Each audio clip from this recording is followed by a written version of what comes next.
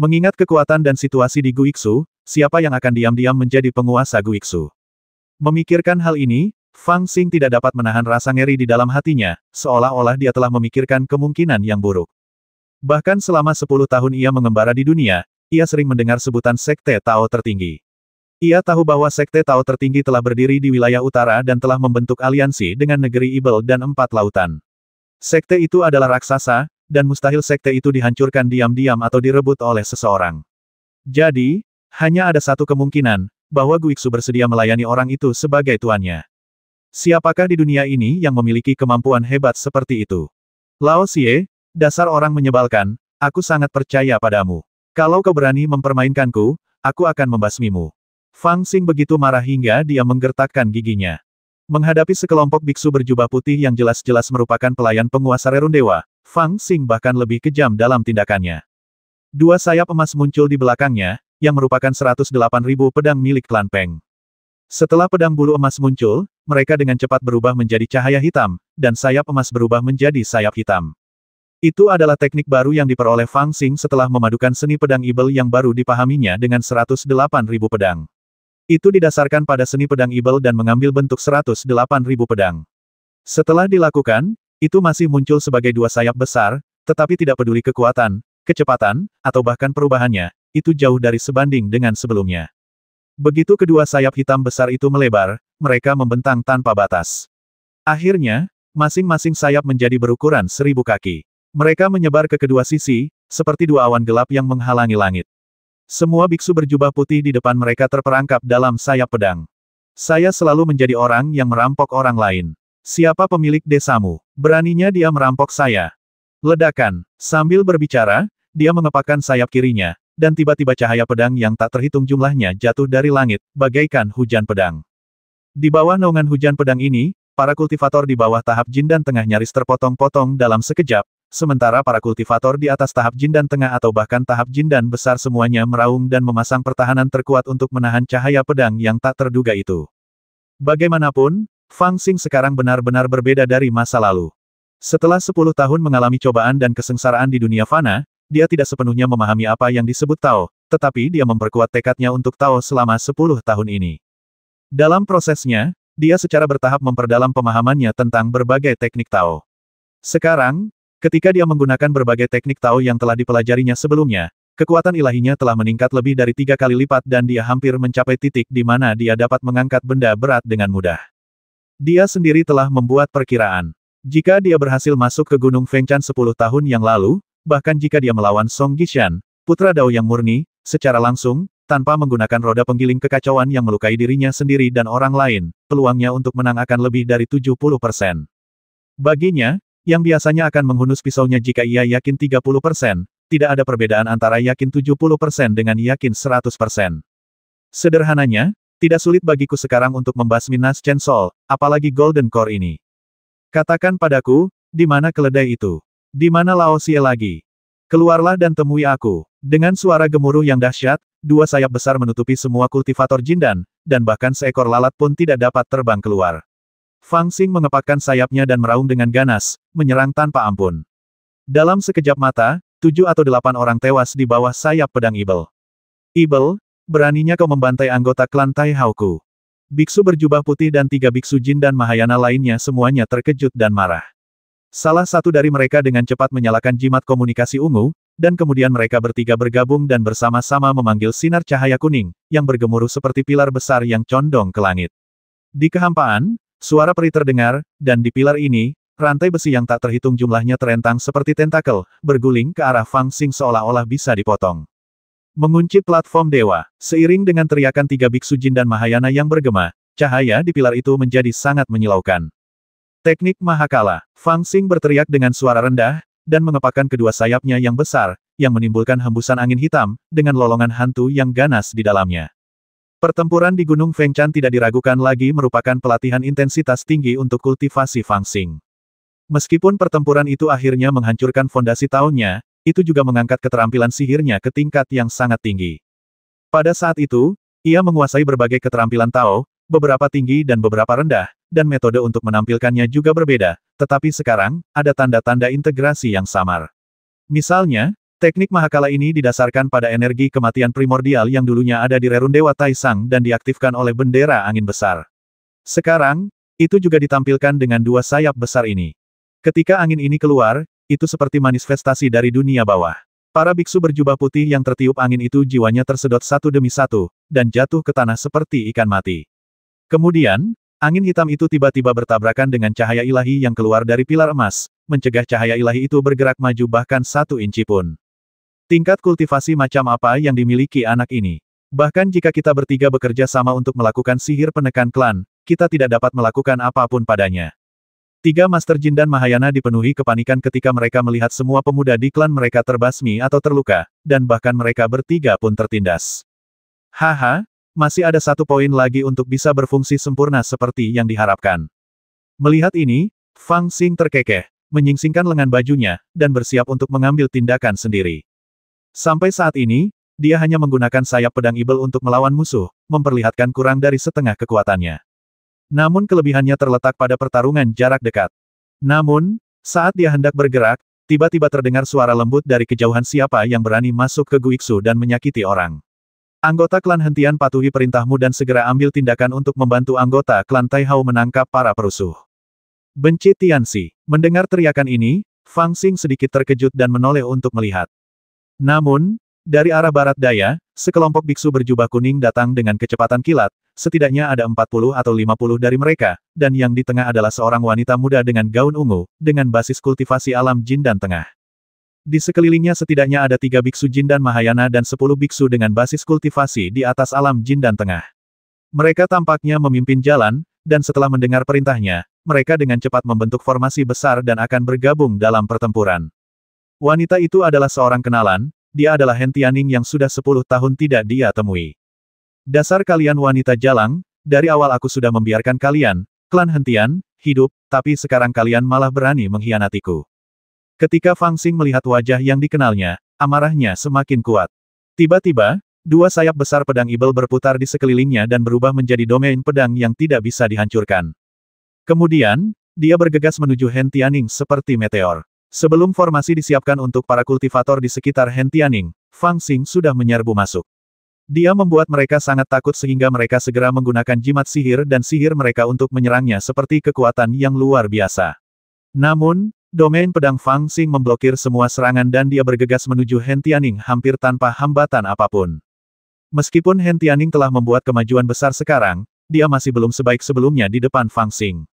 Dia mengangkat tangannya dan memegangnya di tangannya. Di bawah tekanan kekuatan spiritual, dia tidak bisa melepaskan diri sama sekali. Cahaya hitam mendekati alisnya dan bisa jatuh kapan saja. Novel terbaru diterbitkan pertama kali di Liu 9 Suba. Gadis, aku sudah lama tidak melihatmu. Apakah kamu lebih mengesankan sekarang? Tidak ada emosi dalam suara Fang Xing, tetapi ada kemarahan tersembunyi yang tak berujung. Biksu Bao, tolong lepaskan. Hen Tianning berjuang tanpa sadar, tetapi ketika dia mendengar niat membasmi yang dalam-dalam kata-kata Fang Xing, hatinya tenggelam tanpa alasan. Perasaan akrab yang tak terlukiskan muncul. Dia menatap wajah Fang Xing dan ekspresinya tiba-tiba menjadi seolah-olah dia telah melihat hantu. Dia terkejut dan takut, dan kemudian dia merasakan kesedihan yang tak terlukiskan dan berteriak, "Itu kamu tidak mati." Fang Xing tersenyum dan berkata, "Kamu benar-benar ingin aku mati." Aku tidak tahu kalau itu kamu." Hen Tianning tertegun sejenak, lalu berteriak, "Kami semua mengira kamu sudah mati." "Kamu tidak mati, itu hebat." Fang Xing sangat pandai mengamati ekspresi orang dan menemukan bahwa Hen Tianning tidak berpura-pura. Dia sedikit terkejut, tetapi segera mencibir, "Kalau begitu katakan padaku, siapa yang memiliki Guiksu sekarang?" Para orang menyebalkan berpakaian putih ini ingin membasmiku begitu mereka melihatku. "Apa yang terjadi? Aku melihat bahwa kamu cukup khawatir tentang mereka tadi. Ketika kamu melihat bahwa mereka dalam kesulitan, kamu segera membawa orang untuk membantu." Niat membasmi di hatinya masih ada, dan jika Hen Tianning tidak memberikan jawaban yang baik, dia tetap akan membasminya. Peristiwa besar di dunia dapat diatasi dengan tertawa. Tidak banyak hal yang dapat membuat Fang Xing kehilangan ketenangannya, tetapi pengkhianatan jelas merupakan yang paling serius. Sekalipun dia membenci Tianning karena berpaling pada orang lain karena dia keliru mengira Tianning sudah mati, Fang Xing tetap merasa bersalah. "Mereka ingin membasmimu." Hen Tianning juga sedikit terkejut, lalu lapisan tipis es muncul di wajahnya. Dia menatap tiga biksu berjubah putih yang tersisa dengan mata dingin, dan berkata dengan penuh kebencian Tai Hao semakin berani. Mereka benar-benar berani melakukan hal seperti itu. Sesekali, dia mendongak dan melihat Fang Xing menatapnya tanpa ekspresi. Hatinya sakit, dan dia berbisik, tolong lepaskan aku. Aku tidak tahu itu kamu. Aku hanya melihat pasukan Tai Hao sedang dimobilisasi, jadi aku mengikuti instruksi Xie Zun dan membawa orang ke sini untuk menyelidiki. Ketika aku melihat seseorang membasmi orang, aku harus membantu karena kami dari garis keturunan Guiksu. Siapa yang mengira kamu kembali dengan kepala gundul? Keren. Melihat reaksi Hen Tianning, Fang Xing menyadari bahwa dia salah paham. Dia terkekeh dan melepaskan tangan yang memegang kerah bajunya. Hen Tianning meliriknya dengan sedikit kesedihan di matanya, tetapi itu hanya sesaat, lalu menghilang.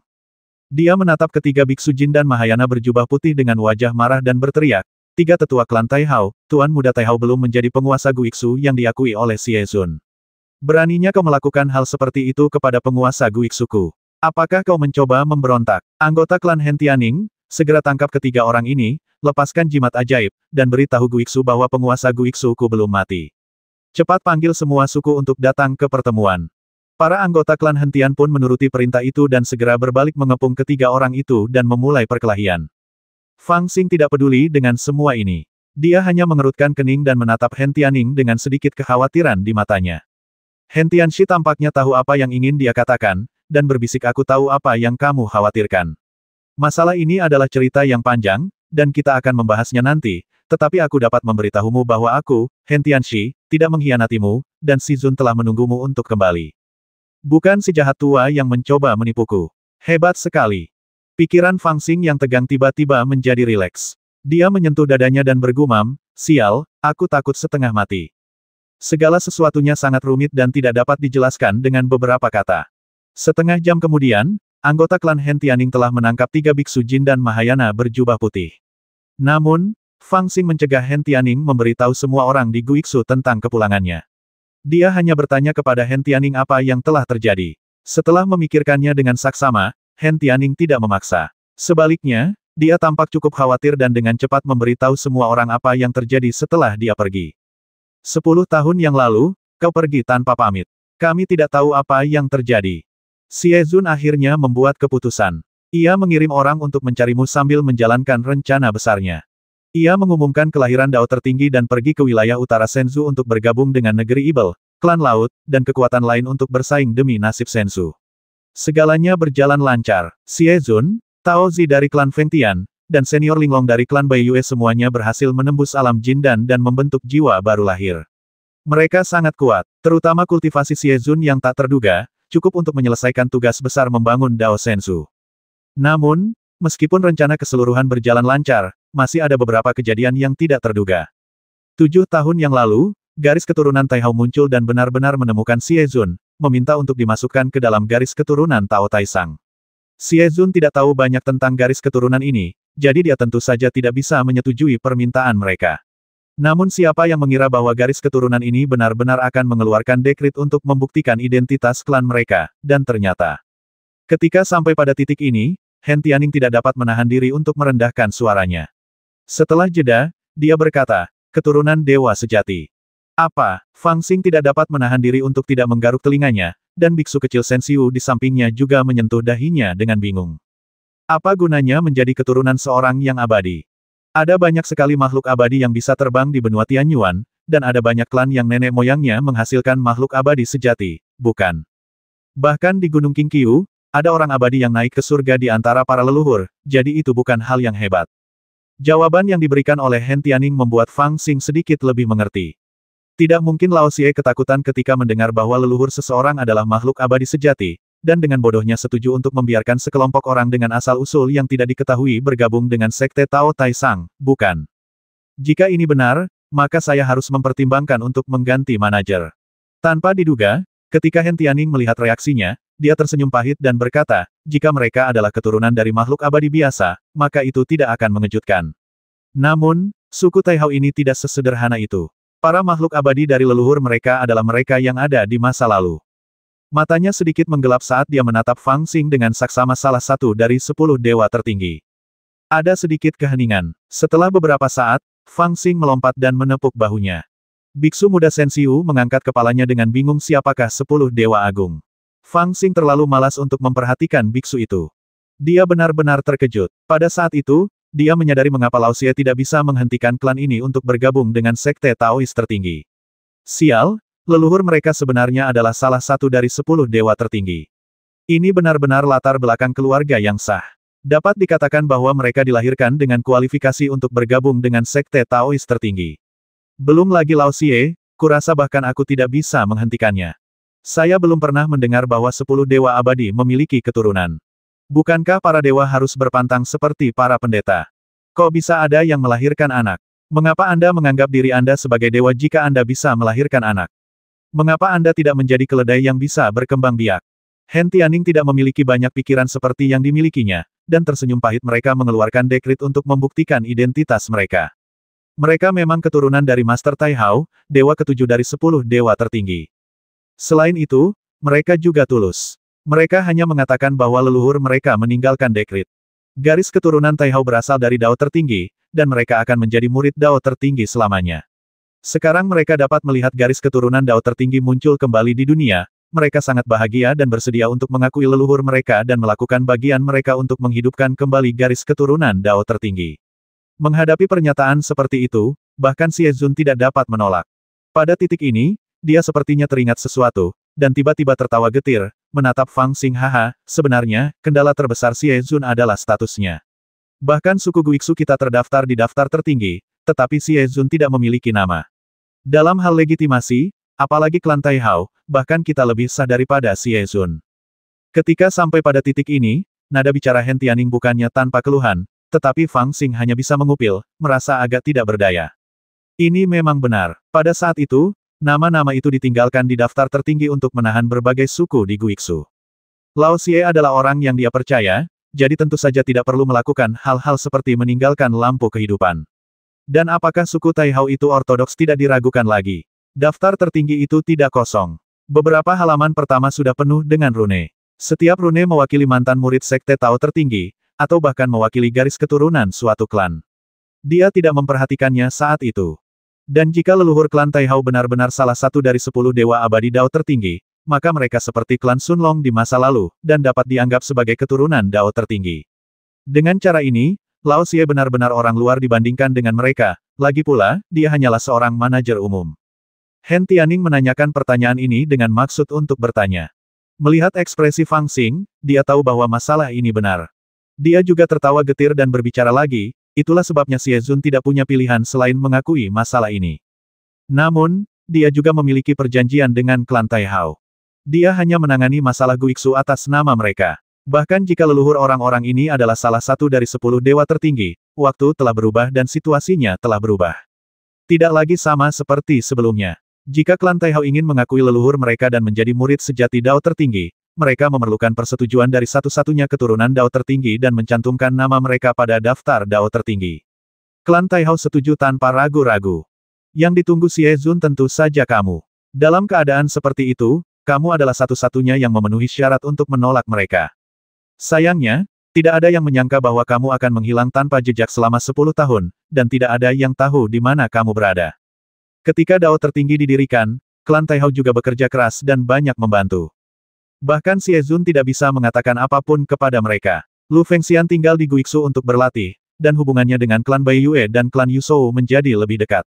Seiring berjalannya waktu, Dao tertinggi harus memiliki putra dewa, dan kamu tidak terlihat untuk waktu yang lama, jadi suara-suara mulai menyebar, ingin mempromosikan Lu Fengxian sebagai putra dewa Dao tertinggi, tetapi mereka ditekan secara paksa oleh Xie Zun. Ketika sampai di akhir, wajah Hen Tianning menjadi semakin berat. Tetapi setelah itu, semakin banyak orang dari garis keturunan Tai Hao memasuki Guiksu dengan dalih mengakui leluhur mereka dan bersedia menjadi anggota garis keturunan Guiksu. Ini adalah masalah serius, dan Xie Zun berada di Sensu. Dia tidak dapat menolak kecuali dia mempertaruhkan kehancuran Guiksu untuk perang. Selain itu, pada saat itu, kecuali kebungkaman Feng Tian dan pertentangan Hentianku, klan penjinak binatang dan bahkan klan penyelamat bulan telah mendukung mereka untuk memasuki Guiksu. Bahkan jika mereka benar-benar bertarung, kita akan menjadi pecundang. Xie Zun tidak punya pilihan selain menerimanya dan diam-diam mengirim lebih banyak orang untuk mencarimu. Ini adalah satu-satunya cara. Novel terbaru diterbitkan pertama kali di Liu 9 Suba. Aduh, Sungguh disayangkan, tidak seorang pun tahu di mana Anda berada selama 10 tahun terakhir. Anda seperti menghilang begitu saja. Xie Zun mengira dengan kepribadian Anda pasti akan menyebabkan bencana besar dalam waktu 3 hingga 5 tahun paling lama, dan memberi kami petunjuk untuk menemukan Anda. Namun, siapa yang tahu bahwa Anda akan menghilang selama 10 tahun tanpa suara? Garis keturunan Taihao telah mengirim banyak guru ke Guiksu, yang merupakan kekuatan paling kuat di Guiksu. Atas nama membela Guiksu, mereka telah mengirim orang ke berbagai tempat penting, tetapi mereka juga rendah hati dan masih tidak memiliki ambisi. Perubahan terbesar terjadi setengah tahun yang lalu. Saat itu, tiba-tiba ada berita tentangmu. Ternyata kau telah bertarung dengan keluarga Huangfu dan menghancurkan garis keturunan klan Huangfu. Tanah klan Huangfu berubah menjadi tanah Ibel, dan kau juga tewas di tanah Ibel itu. Xie Zun berada jauh di Shenzhou saat itu, dan dia segera mengirim pesan kembali ke Guiksu dan memerintahkan orang untuk memverifikasinya. Namun, beberapa kelompok orang pergi ke sana, tetapi mereka tidak dapat memasuki tanah Ibel. Aku tidak tahu apa yang terjadi. Tidak lama setelah itu, seekor keledai aneh datang ke pintu, memegang daftar orang yang melambangkan ortodoksi Dao tertinggi di mulutnya. Namun, setelah memasuki Guiksu, ia segera ditangkap oleh orang-orang dari garis keturunan Taihao. Ketika kami, klan Hentian dan klan Fengtian, mendapat berita itu, Lu Fengxian telah mendapatkan daftar itu, dan dia benar-benar kembali ke Guiksu malam itu, mengatakan bahwa dia akan mengirimkannya ke wilayah utara Shenzhou untuk berdiskusi dengan Xie Zun bagaimana cara mengatasinya. Pada titik ini, Hen Tianning menghela napas, dan berkata dengan nada agak getir sebenarnya, kami tidak berniat menghentikannya saat itu. Kedatangan keledai aneh itu membawa berita kematianmu, dan membenarkan berita yang kami terima. Tidak seorang pun akan mengira bahwa kau masih hidup. Bagaimanapun, tidak mungkin bagi Dao tertinggi untuk tidak memiliki putra dewa. Leluhurmu adalah keturunan Dao tertinggi, dan dia sendiri telah diakui oleh dekrit yang tidak lengkap di Rerun Dewa Dao tertinggi. LV Fengxian tidak diragukan lagi adalah kandidat terbaik untuk menggantikanmu sebagai penguasa Guiksu. Setelah mengatakan ini, dia menatap lurus ke arah Fang Xing dan berkata dengan serius, aku tidak takut kau akan menyalahkanku. Sekarang kau masih hidup, aku tentu akan menepati janjiku dan setia padamu. Tetapi jika kau benar-benar tidak kembali, hanya masalah waktu sebelum kita bersumpah setia kepada Lu Fengxian. Setelah mendengar ini, Fang Xing hampir memahami keseluruhan cerita. Mengenai pengakuan terakhir Hen Tianning, dia tidak berkomentar. Wajahnya seputih air, dan tidak ada ekspresi yang terlihat. Dia hanya bertanya dengan tenang di mana keledai itu. Apakah sudah mati atau masih hidup? Hen Tianning berkata, suku Taihao menyebarkan berita bahwa LV Fengxian adalah penerus sejati yang ditakdirkan dari Taisang Dao. Seekor keledai dewa turun dari langit dan mengirimkan daftar Taisang dan salah satu dari 3 kitab suci besar Taisang Dao kepadanya. Itu adalah berkah dari para leluhur Taisang Dao. Sekarang dia telah mengambil daftar itu dan pergi, tetapi keledai aneh itu disimpan oleh suku Taihao mereka. Dikatakan bahwa mereka menyembahnya sebagai binatang dewa. Kita jarang melihatnya, tetapi saya pikir suku Taihao tidak akan menyakitinya untuk mempertahankan pernyataan ini. Dia memperoleh kitab suci roh transformasi tertinggi. Setelah mendengar bahwa Lao Xie tidak mengkhianatinya, Fang Xing bersikap acuh tak acuh, seolah-olah dia sama sekali tidak menganggap serius klan Taihao. Namun, setelah mendengar ini, ekspresinya tiba-tiba menjadi tegas dan dia bertanya dengan suara yang dalam. Setelah mendengar bahwa Tuan Muda klan Taihao telah mempelajari sutra transformasi spiritual tertinggi, ekspresi Fang Xing langsung berubah. Bukan karena dia merasa kasihan dengan gulungan kitab suci ini, tetapi kata-kata sederhana pelajarilah mengandung terlalu banyak kekejaman. Jika Tuan Muda klan Taihao benar-benar mendapatkan daftar tertinggi, dia akan memenuhi syarat untuk mempelajari 3 kitab suci utama. Namun, cara mempelajarinya sangat khusus. Bagaimanapun, dia tidak seperti dirinya yang telah melewati jalan Tongtian dan memperoleh pengakuan dari para resi tertinggi. Bahkan jika dia dapat mempelajari 3 kitab suci utama, dia hanya dapat diajari oleh orang lain. Meskipun keledai itu mewariskan sutra Taisang Hualing miliknya sendiri, dia tidak memenuhi syarat untuk mewariskan kitab suci ini kepada orang lain. Terus terang, satu-satunya orang di dunia yang memenuhi syarat untuk mewariskan kitab suci ini kepada orang lain adalah dirinya sendiri yang telah diakui oleh para resi tertinggi. Dan bahkan bagi saya sendiri, sebelum saya menguasai Dao Alkimia tertinggi, saya hanya dapat mewariskan 1 kitab suci paling banyak. Aturan internal ini adalah hukum yang dibuat oleh para pendahulu aliran Tao Taisang dengan kekuatan supernatural mereka yang luar biasa. Aturan-aturan ini seperti menjaga keunikan aliran Tao Taisang. Bahkan sebagai murid Taisang, dia tidak dapat melanggar aturan-aturan ini. Karena itu, dia biasanya menghargai kesempatan ini untuk mewariskan dharmanya. Bahkan Great Golden Crow dan Old Evil tidak memberikannya kepadanya. Hanya ketika dia berada di gurun barat, dia pikir dia tidak punya jalan keluar, dan ingin meninggalkan warisan untuk Guiksu, jadi dia mewariskannya kepada keledai hijau yang telah mengikutinya selama 7 tahun. Adapun Great Golden Crow, itu diperoleh di alam Suan, dan itu adalah kekayaannya sendiri, jadi itu tidak dapat dianggap sebagai warisan dari Fang Xing. Selain orang-orang dengan kekayaan seperti Great Golden Crow, mereka yang memperoleh Green Fox Ghost Mask juga memenuhi syarat untuk mewariskan Great Supreme Scripture of Induction, karena Great Supreme Scripture of Induction awalnya jatuh ke dunia fana bersama dengan Green Fox Ghost Mask bersama dengan Immortal Palace. Pasti ada beberapa misteri di dalamnya. 9 peti mati di langit itu misterius dan tak terbatas, dan ada banyak rasa di dalamnya yang sulit untuk dipahami, jadi Anda hanya bisa mengikutinya. Akan tetapi, meskipun ceritanya panjang, masalah ini sungguh di luar dugaannya. Ia meminta keledai itu untuk membawa kembali daftar Sekte Tao Taisang, sebenarnya ia ingin Lao Xie yang mengurusnya, dan dalam imajinasinya, apapun yang terjadi, Lao Xie setidaknya tidak akan menyakiti keledai itu. Sebagai sesama Ibel, ia setidaknya akan memberinya kesempatan, dan tidak sia-sia keledai itu menemaninya selama 7 tahun. Namun, jika jatuh ke tangan Tai Hao Yibu, entah apa yang akan terjadi. Jika keledai itu tidak pergi ke Sekte Tao Taisang di bagian terdalam Guiksu untuk memuja leluhurnya, ia tidak akan memiliki kualifikasi untuk mewariskan Sutra Taisang Hualing kepada orang lain. Bahkan ia sekarang tidak tahu bagaimana Tai Hao Yibu mendapatkan Sutra Taisang Hualing, tetapi ia berpikir bahwa kebanyakan dari mereka menggunakan beberapa metode rahasia untuk mengekstraknya langsung dari lautan kesadaran. Meskipun Fang Xing belum pernah mengalami perasaan seperti ini, dia pikir itu pasti tidak menyenangkan.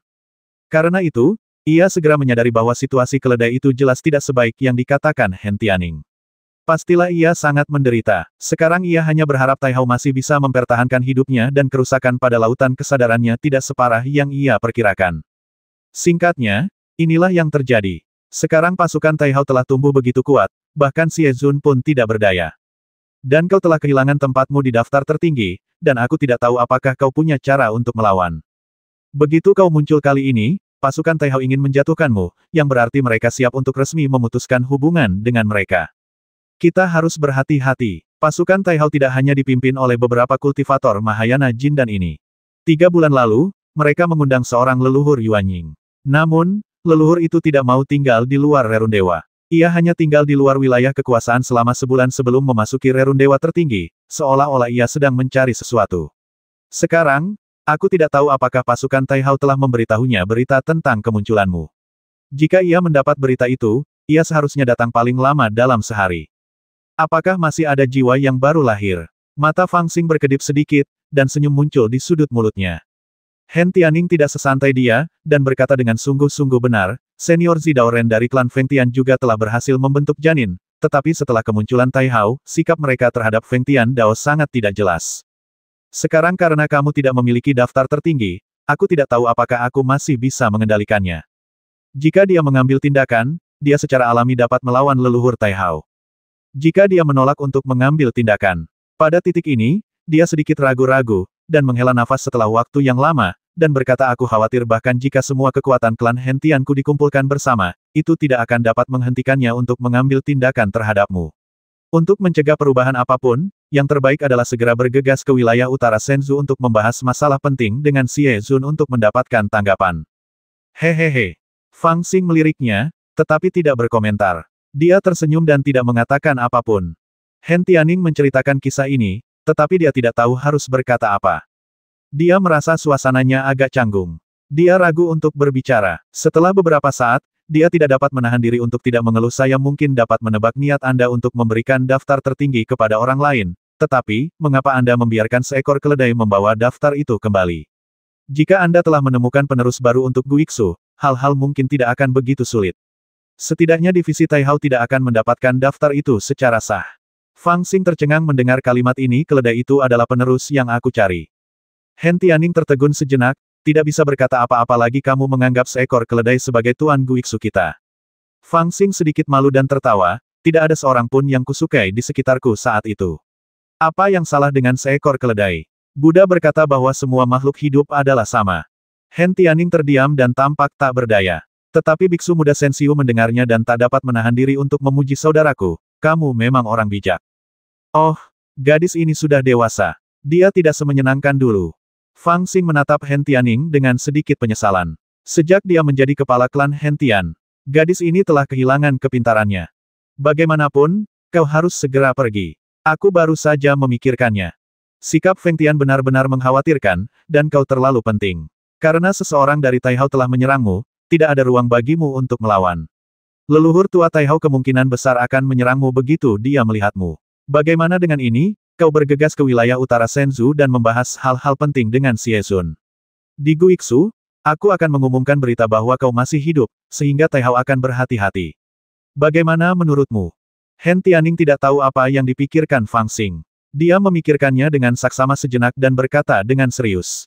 Tanpa diduga, Fang Xing menggelengkan kepalanya dengan acuh tak acuh setelah mendengar ini dan berkata, kalau begitu, biarkan muridku datang. Hen Tianning butuh waktu sejenak untuk bereaksi, lalu menyadari bahwa yang dia maksud adalah keledai, tetapi dia tidak tahu apakah harus tertawa atau menangis. Kamu masih menginginkan keledai saat ini.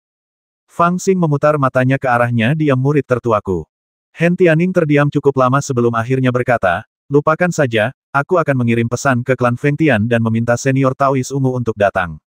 Tak perlu. Pada titik ini, Fang Xing mencibir dan melambaikan tangannya untuk menghentikan usulan Hen Tianning.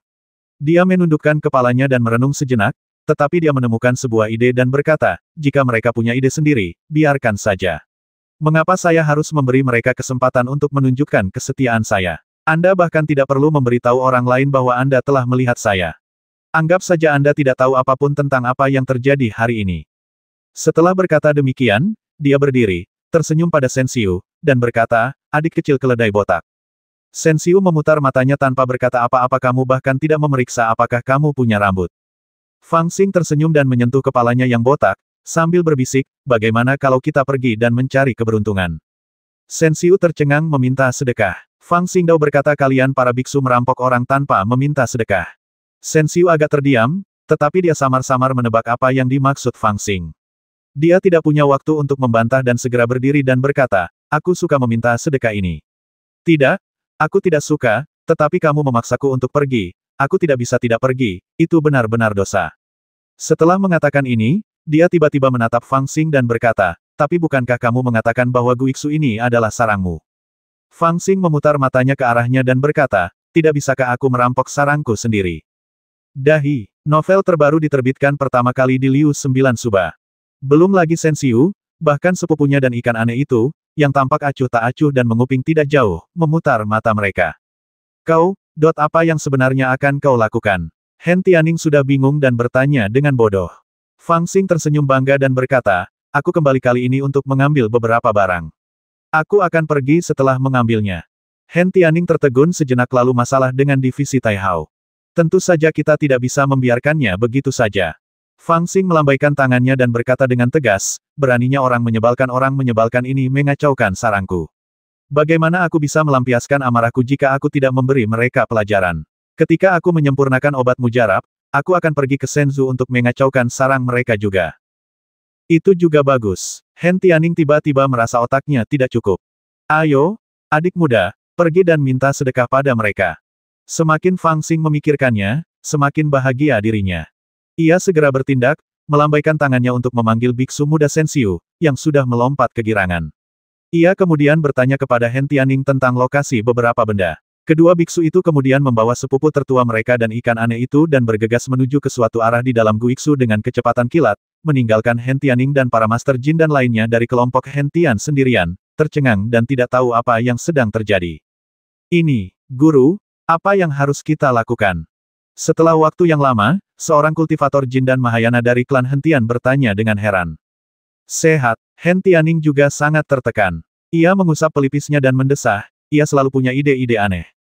Klan Hen Tian kita adalah yang paling tidak disukainya. Kita memiliki status yang canggung dan tidak dapat melakukan sesuatu sendiri. Aku telah mengatakan semua kata-kata baik tadi, tetapi ia menolak untuk mendengarkan. Tidak ada yang dapat kita lakukan. Baiklah, kita tidak perlu membuat masalah, agar tidak lebih banyak menimbulkan kerugian daripada manfaat. Karena ia ingin memblokir berita, mari kita basmi 3 jindan dari klan Taihao, dan kemudian segera bawa orang-orang kembali ke klan. Tidak peduli apa yang terjadi di luar, kita akan berpura-pura tidak tahu. Ini, oke. Para anggota klan Hatetian yang tadinya tegang, hanya bisa setuju tanpa daya saat ini. Setelah mengetahui keberadaan Fang Xing, mereka mengira akan segera terlibat dalam kekacauan perebutan tahta, Tetapi siapa yang dapat membayangkan bahwa lelaki tua yang kedudukannya sebagai tuan desa hampir direnggut oleh seseorang ini benar-benar akan pergi meminta sedekah dengan penuh semangat, sama sekali tidak menganggapnya serius. Guiksu, situs sekte Tao Tai Sang, memiliki wilayah yang luas dan pertahanan yang ketat. Dalam hal keketatan Guiksu, bahkan sekte Senzu biasa tidak dapat menandinginya. Lagi pula, tidak semua sekte Senzu memiliki larangan guntur yang mengerikan dan angin kencang di pinggiran untuk mengepung daerah ini dengan ketat. Ditambah dengan rumor sebelumnya bahwa Guiksu hanya dapat dimasuki, tidak dapat ditinggalkan, tempat ini telah menjadi tempat yang sangat rahasia, dan orang-orang biasa tidak berani masuk. Baru 10 tahun yang lalu, ketika murid terakhir Tai Sang Dao lahir dan mendirikan tradisi Tao di wilayah utara Senzu, orang-orang mengetahui bahwa beberapa orang telah menguasai metode masuk dan keluar Guiksu. Guiksu dikabarkan sebagai tanah harta karun dengan sumber daya tak terbatas dan peluang yang tak terhitung jumlahnya. Hal ini untuk sementara menarik banyak kultivator independen di dunia kultivasi yang percaya pada mencari kekayaan dan kehormatan dalam bahaya untuk dengan berani masuk ke Guiksu untuk mencari peluang. Tentu saja, hasilnya tidak terlalu bagus. Pada saat ini, Guiksu telah menjadi sekeras pelat besi di bawah pemerintahan Raja Jahat Dapeng. Siapapun yang memasuki Guiksu ditangkap oleh 5 suku Guiksu dan kemudian diusir dengan kejam. Kemudian, garis keturunan Taihao dimasukkan ke dalam sekte Tao Tai Sang, dan pertahanan Guiksu menjadi lebih ketat.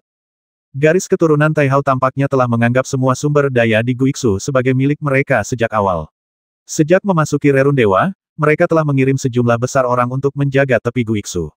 Setiap kali seseorang masuk, dalam waktu sekejap, biksu pertahanan akan datang, mengepung mereka, dan menjadikan mereka tawanan. Siapapun yang berani melawan akan dibasmi tanpa ampun. Justru karena karakteristik inilah setelah Fang Xing memperoleh warisan Dao tertinggi dan mengambil alih Guiksu ke tangannya sendiri, berbagai klan tidak lagi saling menyerang di Guiksu, dan menjadi sangat tenang dan damai. Bahkan ketika Taihao memasuki Guiksu, semua konflik ditekan di bawah permukaan. Selama 10 tahun terakhir, para kultivator dari semua klan telah berkonsentrasi pada kultivasi, dan hanya ada sedikit adegan perkelahian dan pertengkaran yang kacau di dunia luar. Namun, itu hanya masa lalu. Sekarang, Guiksu yang damai telah diganggu oleh 2 biksu liar. Tidak ada yang tahu kapan kedua pencuri botak ini masuk ke Guiksu. Singkatnya, Guiksu sudah kacau begitu mereka tiba. Lokasi strategis yang dijaga paling ketat di Guiksu adalah Paviliun Harta Karun, Taman Pengobatan Abadi, Gunung Dansia. Tanda tanya, Taman Roh Kekaisaran, dan Rerun Dewa tertinggi yang paling rahasia. Paviliun Harta Karun adalah tempat penyimpanan berbagai instrumen magis yang ditinggalkan oleh Fang Xing. Beberapa instrumen magis yang disita dari berbagai suku di Guiksu juga ditempatkan di dalamnya. Taman Pengobatan Abadi adalah tempat benih roh peti mati misterius dan obat-obatan spiritual yang dibawa Fang Xing ke Guiksu dibudidayakan dan ditanam. Guiksu memiliki strukturnya sendiri, yang sangat cocok untuk pertumbuhan obat-obatan spiritual ini. Sekarang obat-obatan spiritual telah ditanam selama lebih dari 10 tahun, dengan hasil yang luar biasa. Semua jenis tanaman langka dan eksotis dapat ditemukan. Bagian dari Taman Pengobatan Abadi ini dapat disebut sebagai harta karun terbesar Guiksu. Gunung Dansia adalah tempat di mana ramuan spiritual yang matang dikumpulkan untuk membuat ramuan. Ramuan spiritual yang matang tidak dapat disimpan lama, jadi tentu saja harus dikumpulkan dan dibuat menjadi ramuan. Di sisi lain, Taman Yuling adalah tempat di mana beberapa binatang buas kecil yang lahir lemah dibesarkan, dan tulang-tulang beberapa binatang buas yang mati secara alami karena usia tua dikumpulkan untuk penggunaan yang sah. Binatang buas ini adalah sumber daya terbesar yang awalnya dimiliki Guiksu. Selain kekuatan buas mereka yang luar biasa dan kemampuan untuk bertugas sebagai pasukan tempur, tulang-tulang yang mereka tinggalkan dapat digunakan untuk memurnikan senjata atau sebagai obat, dan keduanya memiliki nilai tertinggi yang tak terukur.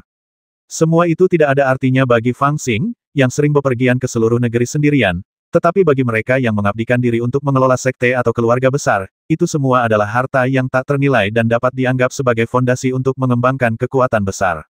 Tempat-tempat yang berharga dan rahasia ini secara alami dijaga dengan sangat ketat. Di antaranya, Paviliun Harta Karun dijaga oleh Divisi Fengtian, dan Taman Pengobatan Peri, tanah harta karun terbesar di Guiksu, dijaga oleh Divisi Taihao dan Divisi Baiyue, yang ahli dalam merasakan dan memanfaatkan esensi bulan. Gunung Dansia, tempat pembuatan ramuan, dijaga oleh Divisi Hentian, dan Taman Yuling secara alami dijaga oleh Divisi Penjinak Binatang, yang paling ahli dalam menjinakkan binatang buas. Selain itu, Rerun Dewa Taisang di bagian terdalam Guiksu dijaga oleh pasukan elit yang dikirim oleh 5 divisi untuk ditempatkan di pantai mata air kuning untuk pertahanan yang ketat. Secara umum, meskipun ada arus bawah dalam Guiksu, ia tetap merupakan entitas yang solid. Tapi pelat besi pun bisa retak. Ketika orang yang tahu segalanya tentangmu datang untuk merampokmu secara pribadi. Ya dewa, apakah ada orang di sini?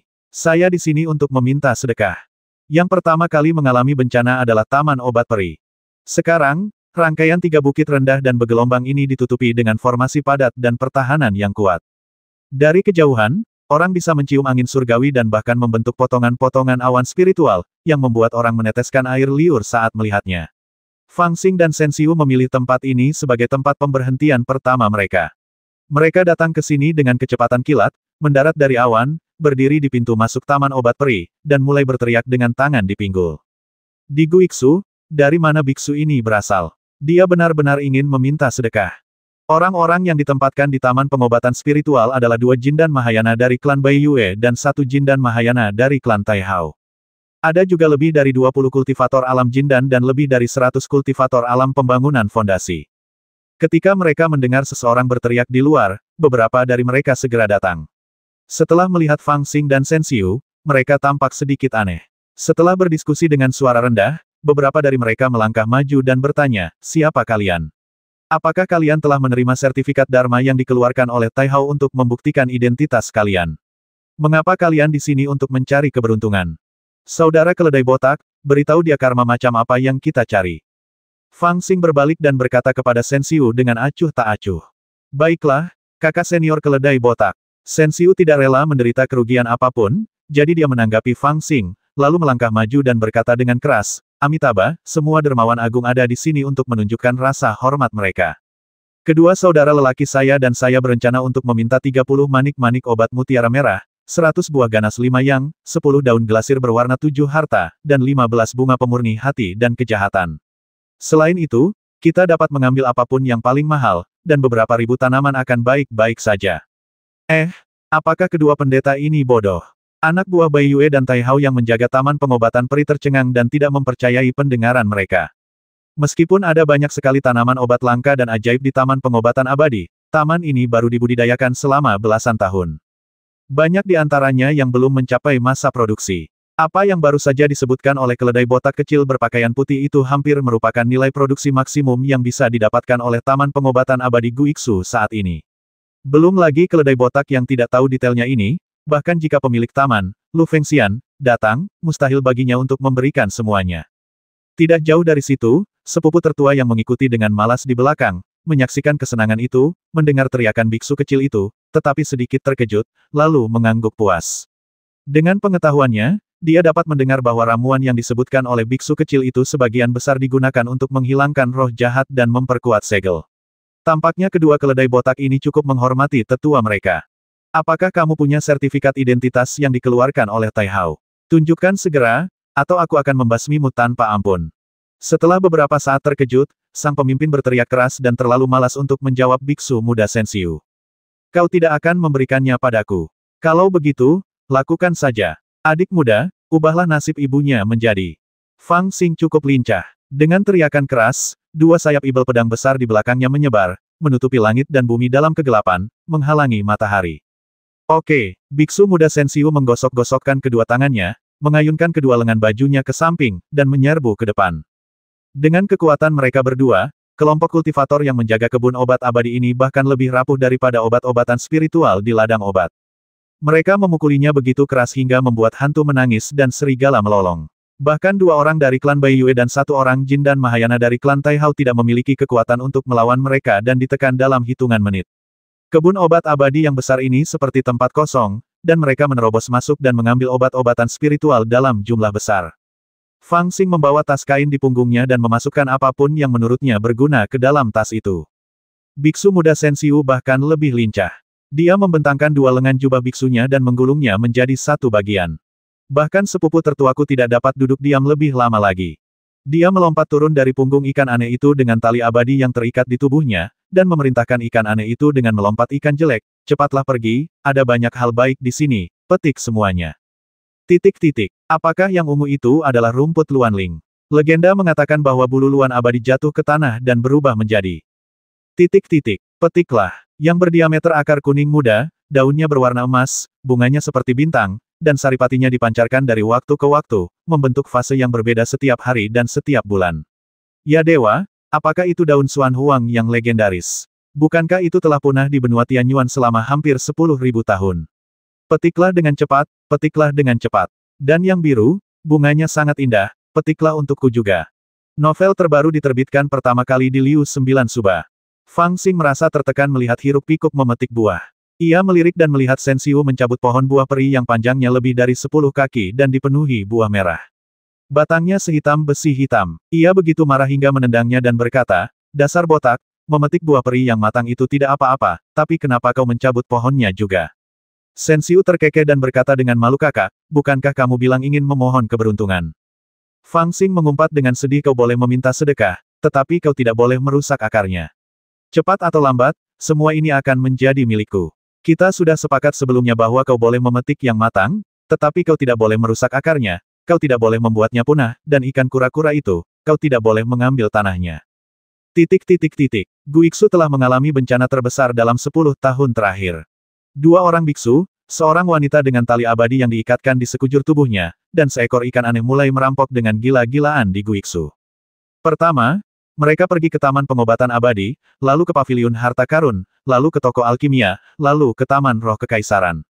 Singkatnya, kemanapun mereka pergi, seolah-olah telah dicuci oleh air, tidak menyisakan rumput. Guiksu bereaksi dengan cepat, dan orang-orang dari semua lapisan masyarakat keluar dari gua bersama-sama untuk mengejar dan menghalangi perampokan tersebut. Sayangnya, kelompok perampok itu sangat mengenal medan di Guiksu, dan kecepatan mereka sangat cepat. Mereka gagal menghentikan mereka beberapa kali.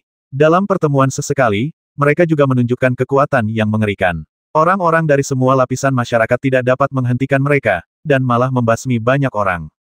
Tetua Agung, Paviliun Harta Karun yang kita jaga juga dirampok. Barang-barang lainnya baik-baik saja, tetapi yang penting barang itu masih ada di Paviliun Harta Karun. Jika hilang, divisi Fengtian kita akan terlibat. Aku mohon padamu untuk keluar dan menangkap mereka. Di wilayah klan Fengtian, seseorang telah datang untuk meminta bantuan Taois Si. Namun, setelah gambar Dharma Tao ungu meninggalkan tubuhnya dan bergegas menuju Paviliun Harta Karun dengan niat membasmi, dia mendengar tawa keras dari jauh, dan wajahnya tiba-tiba menjadi sangat jelek. Setelah melihat tanah klan Hentian, yang masih damai seperti sebelumnya meskipun ada kekacauan besar di Guiksu, wajahnya langsung menjadi gelap, dan dia melambaikan lengan bajunya dan melarikan diri kembali ke tanah klan.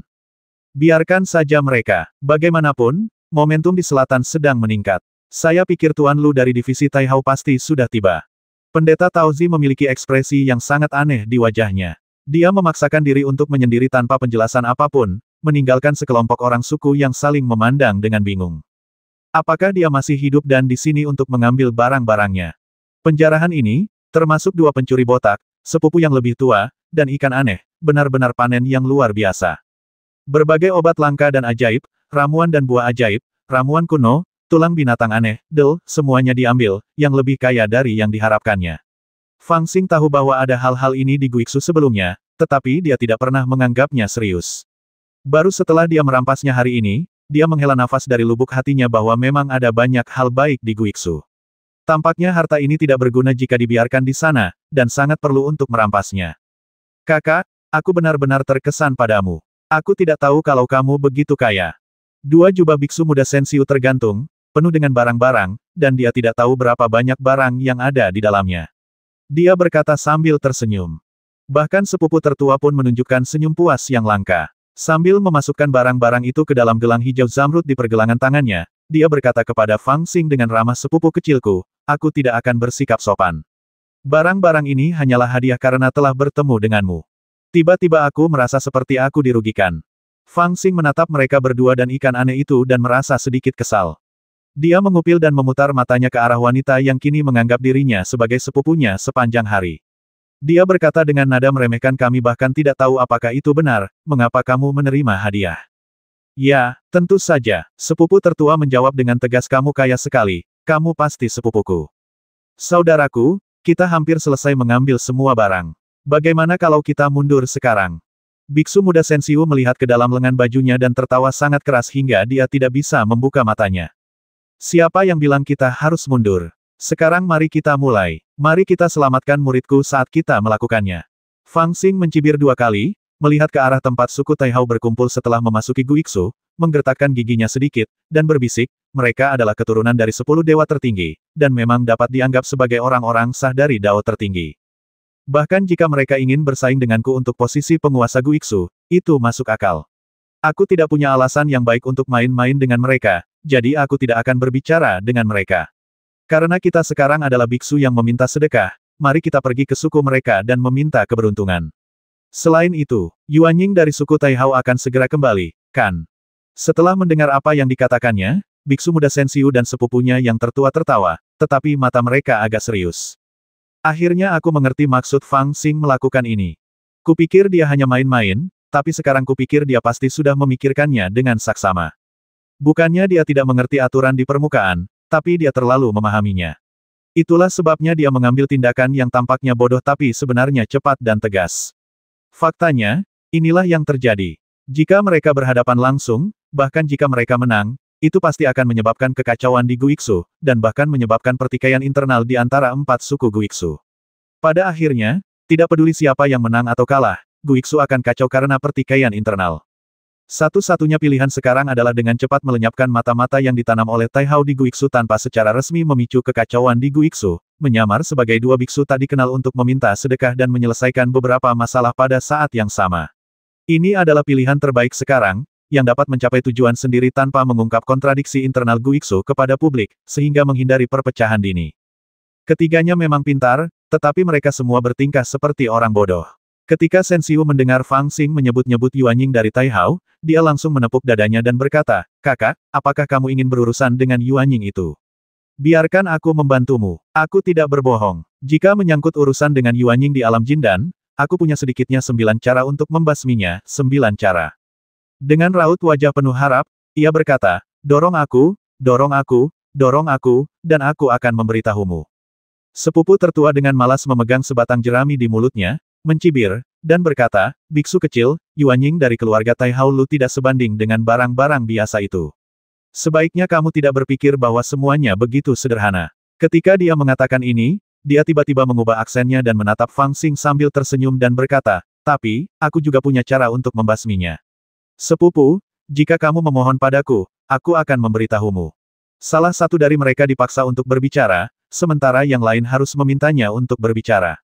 Fang Xing tidak bisa berkata apa-apa. Dia memutar matanya ke arah mereka dan berkata, suku Taihao telah menjarah banyak hal baik di Guiksu dalam 10 tahun terakhir.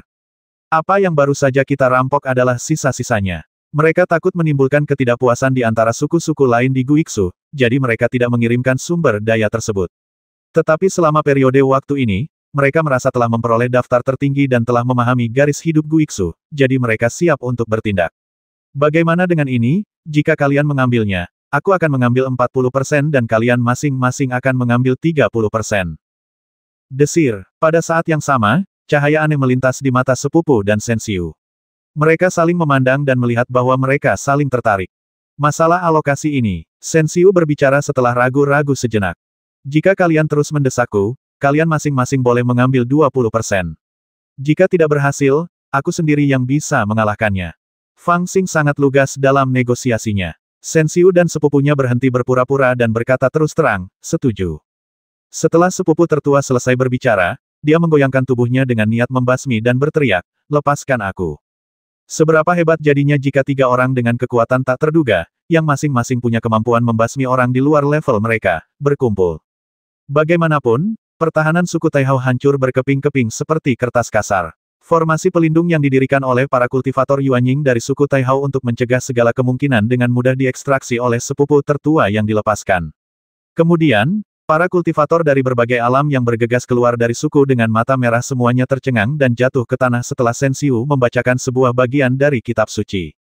Namun, saat pertama kali kedua orang ini menunjukkan kemampuan mereka yang sebenarnya, Fang Xing diam-diam terkejut. Ternyata para murid dari sekte besar semuanya memiliki kekuatan masing-masing. Dia juga dapat menghancurkan formasi dan menaklukkan orang-orang Taihao yang memiliki kultivasi rendah dan tidak berarti seperti lalat. Namun, dia mungkin tidak dapat melakukannya semudah kedua orang ini. Kejadian ini mengingatkannya bahwa dia harus waspada terhadap orang-orang ini di masa mendatang. Ketika biksu muda Sensiu dan sepupu tertuanya bergegas dengan gembira menuju rumah harta karun Taihao, Fang Xing tiba di sebuah aula yang khusyuk. Di aula tersebut, rantai besi dengan duri diikatkan pada seekor keledai hijau, dan ujung rantai lainnya diikatkan pada beberapa pilar batu di aula tersebut. Keledai hijau tersebut mengenakan emas dan giok, mahkota kuno di kepalanya, cinabar di dahinya, dan jubah hitam. Keledai tersebut tampak cantik, tetapi jubah hitam tersebut bahkan menempel di tubuhnya, yang menunjukkan bahwa luka di tubuhnya sangat serius. Sulit untuk dijelaskan dengan kata-kata. Keledai hijau itu diikat dengan rantai besi, tidak bisa bergerak. Ia hanya bisa berdiri tak bergerak di aula, matanya yang besar penuh dengan keputusasaan. Ia mendengar langkah kaki di luar aula dan bahkan menggigil ketakutan. Namun, ketika ia mendongak, ia tertegun. Dua. Dia berteriak dengan gembira, suaranya terdengar sedih sekaligus gembira. Kau sungguh tidak berguna. Aku memintamu menjadi penguasa Rerun Dewa, tetapi kau malah menjadi binatang suci milik orang lain. Fang Xing melihatnya sambil bercanda dan tidak bisa menahan tawa. Keledai hijau itu terdiam. Ia menatap Fang Xing dengan mata besarnya dengan penuh rasa kasihan. Ia tiba-tiba menjilati bibirnya yang besar, seolah-olah untuk mengungkapkan ketidakpuasannya. Sekarang setelah Anda mendekat dan melihat ke matanya, Anda akan menemukan bahwa mata yang sebelumnya hidup dan jernih kini tampak sedikit membingungkan, dengan sejumlah besar darah merembes keluar dari dasar mata dan memenuhi rongga mata. Ini adalah salah satu reaksi kerusakan parah pada lautan kesadaran. Novel terbaru diterbitkan pertama kali di Liu 9 Suba. Haha, jangan khawatir, aku sudah menerimamu, kamu adalah keledaiku, tidak ada orang lain yang bisa menindasmu. Fang Xing tertawa terbahak-bahak, tetapi sedikit rasa dingin melintas di matanya. Dia menggeser telapak tangannya ke punggung keledai itu, dan semua rantai besi yang ditempa dari besi hitam yang tersangkut di tubuhnya dengan duri putus satu persatu setelah telapak tangannya meluncur di atasnya, seperti sepasang penjepit api yang menusuk es. Masalahnya diselesaikan dengan mudah tanpa banyak getaran selama proses tersebut, agar tidak melukai keledai itu lagi. Setelah beberapa napas, semua rantai terlepas. Pada saat ini, keempat kuku keledai itu lemas dan hampir jatuh berlutut, tetapi Fang Xing mengangkat tangannya dan menopang dagunya. Jangan sampai disalimi. Kami tidak menoleransi perbuatan yang tidak adil. Jika Anda tertangkap, Anda hanya bisa menyalahkan diri sendiri karena tidak cukup mampu. Fang Xing menatap keledai hijau, yang kekuatan sihir bawaannya telah dipaksa untuk diaktifkan tetapi masih belum bisa berbicara, dengan setengah tersenyum, dan berkata sambil menyeringai, tetapi kamu telah diganggu, dan aku, sebagai tuanmu, tidak bisa mengabaikannya begitu saja. Jadi, karena Taihao telah menyebabkan begitu banyak masalah bagimu, bagaimana kalau kita mengambil salah satu jiwa baru lahirnya sebagai kompensasi? Keledai itu meringkik girang dan menganggukkan kepalanya yang besar terus-menerus, sehingga pembuluh darahnya terguncang dan banyak darah mengucur keluar. Ayo pergi. Fang Xing mengabaikannya dan berjalan keluar dengan tangan di belakang punggungnya.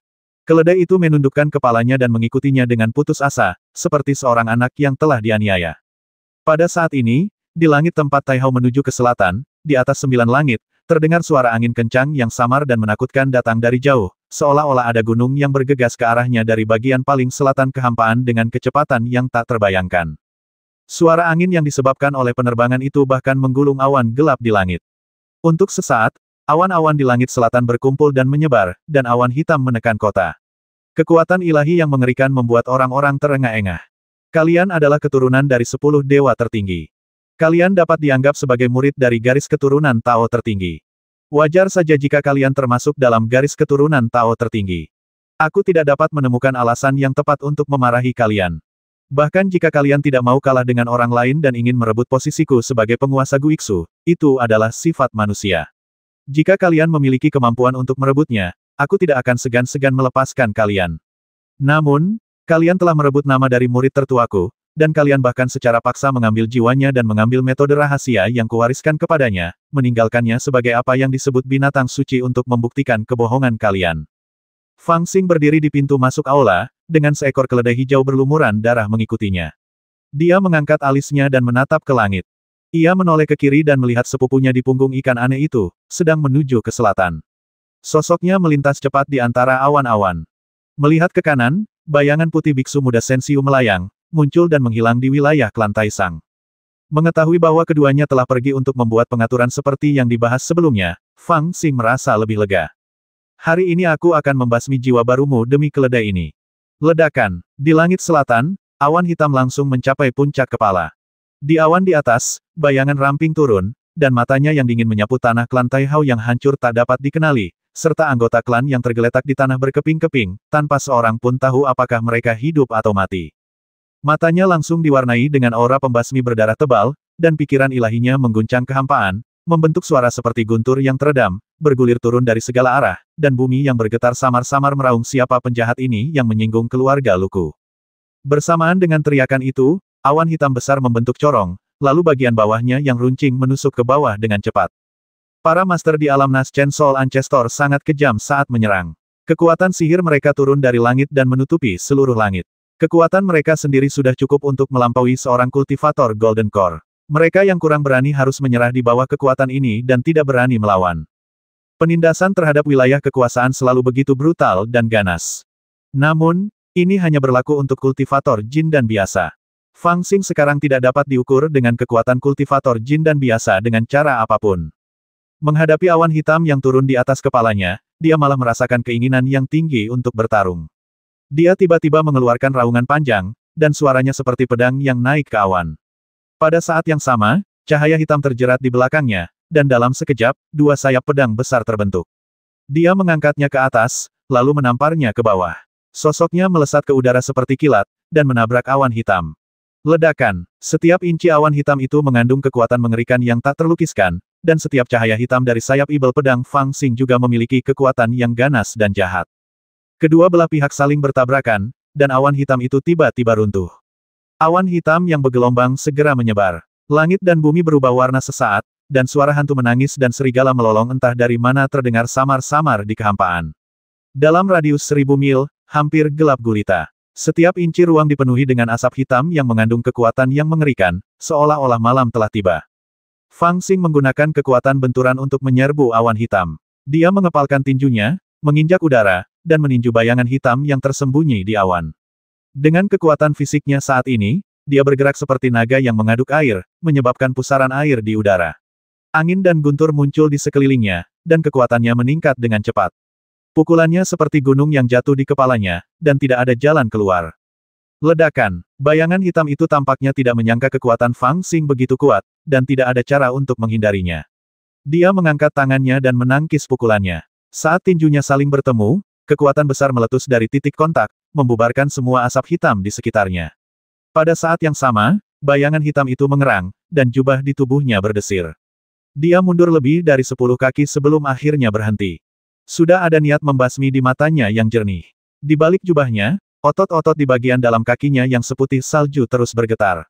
Dia melangkah ke dalam kehampaan seperti akar, nyaris tidak mampu menahan diri untuk tidak dikalahkan oleh kekuatan Fang Xing. Dari mana datangnya si botak pencuri ini? Dia sangat kuat. Lihatlah teknik huntian milikku yang hebat.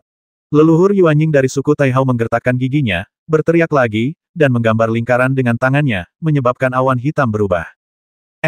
Gadis. Ketika Fang Xing melihat orang ini, dia tertegun dan merasa sedikit geli. Dia mengira bahwa leluhur Yuanying dari Taihao ini adalah seorang lelaki tua berkulit putih, tetapi siapa yang mengira bahwa dia adalah seorang wanita cantik yang tampak berusia kurang dari 30 tahun, dengan wajah cantik dan pakaian yang berani dan tidak terkendali. Ya ampun, lihatlah kaki terbuka yang panjang itu, lihatlah pusar yang terekspos, lihatlah dada yang ditutupi dua baju zirah giok berbentuk bukit, lihatlah bibir merah yang ternoda darah dan perona mata ungu. Wajah Fang Xing memerah, dia meludah ke tanah sambil memutar matanya dan berkata, "Malu kamu. Apa katamu?" Leluhur Yuanying dari suku Taihao awalnya ingin mengendalikan awan hitam untuk menyerang Fang Xing, tetapi dia sedikit terkejut ketika mendengar ini.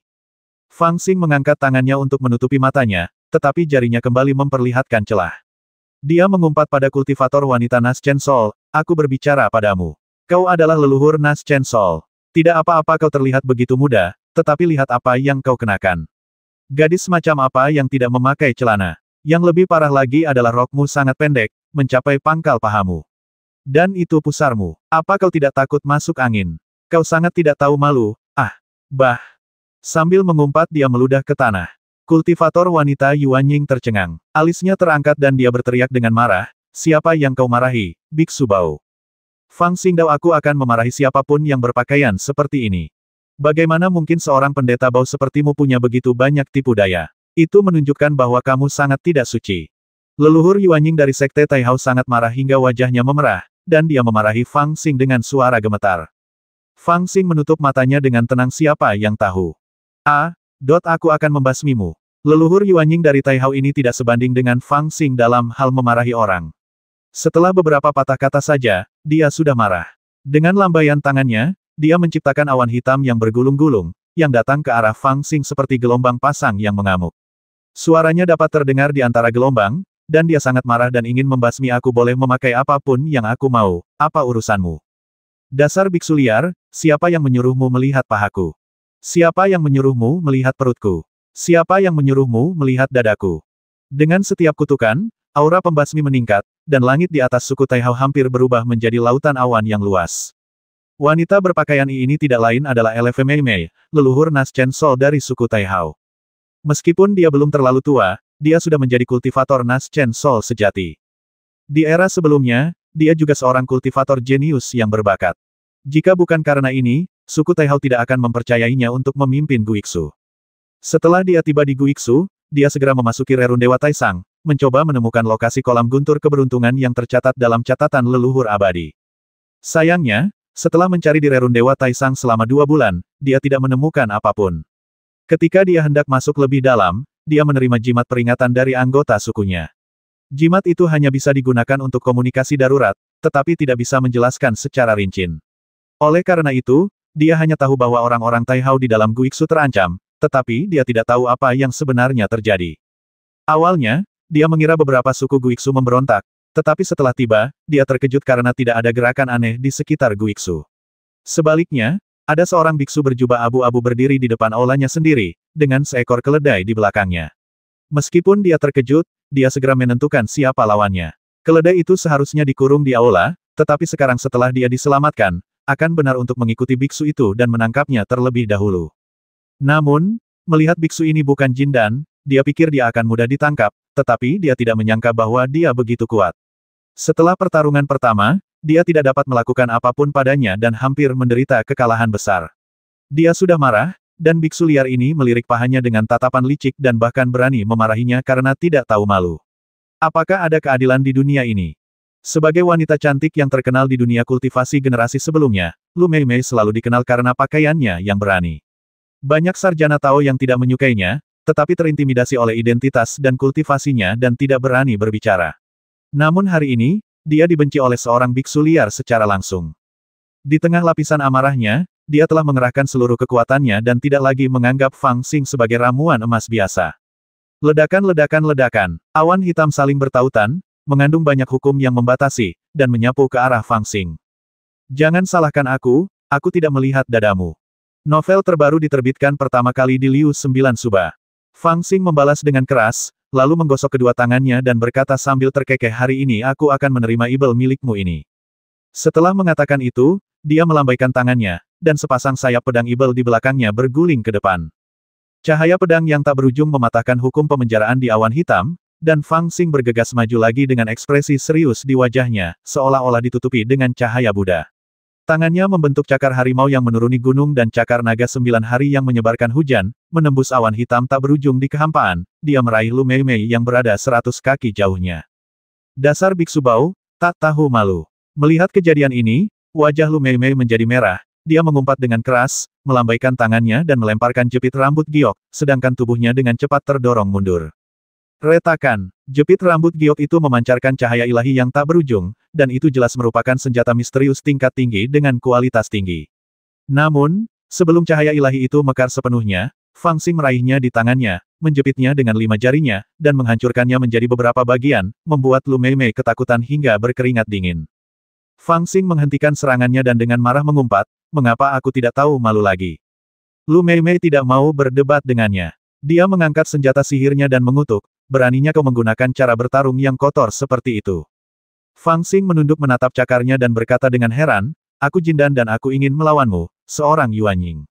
Tentu saja, aku harus mencengkeram tubuhmu terlebih dahulu. Bukankah wajar dan normal menggunakan cakar? Kenapa kau begitu tidak tahu malu lagi? Aku telah hidup selama 1500 tahun dan belum pernah melihat seorang pendeta liar yang tidak tahu malu sepertimu. Matilah. Lu Mei Mei hanya merasa kesal dan marah pada Fang Xing, dan dia tidak dapat menahan aura pembasminya. Dia membentuk segel dengan tangannya, dan menyebarkan awan hitam ke dalam kehampaan. Kemudian dia mengeluarkan teriakan lembut dan memuntahkan seberkas cahaya putih. Cahaya putih itu menyerbu ke dalam awan hitam, dan cahaya itu menghindar dan mengembara. Setelah beberapa saat, Salah satu gambar dharmanya muncul di setiap awan hitam, masing-masing memegang senjata ajaib yang berbeda, dan mereka mengepung dan membasmi Fang Xing seperti kekuatan yang luar biasa.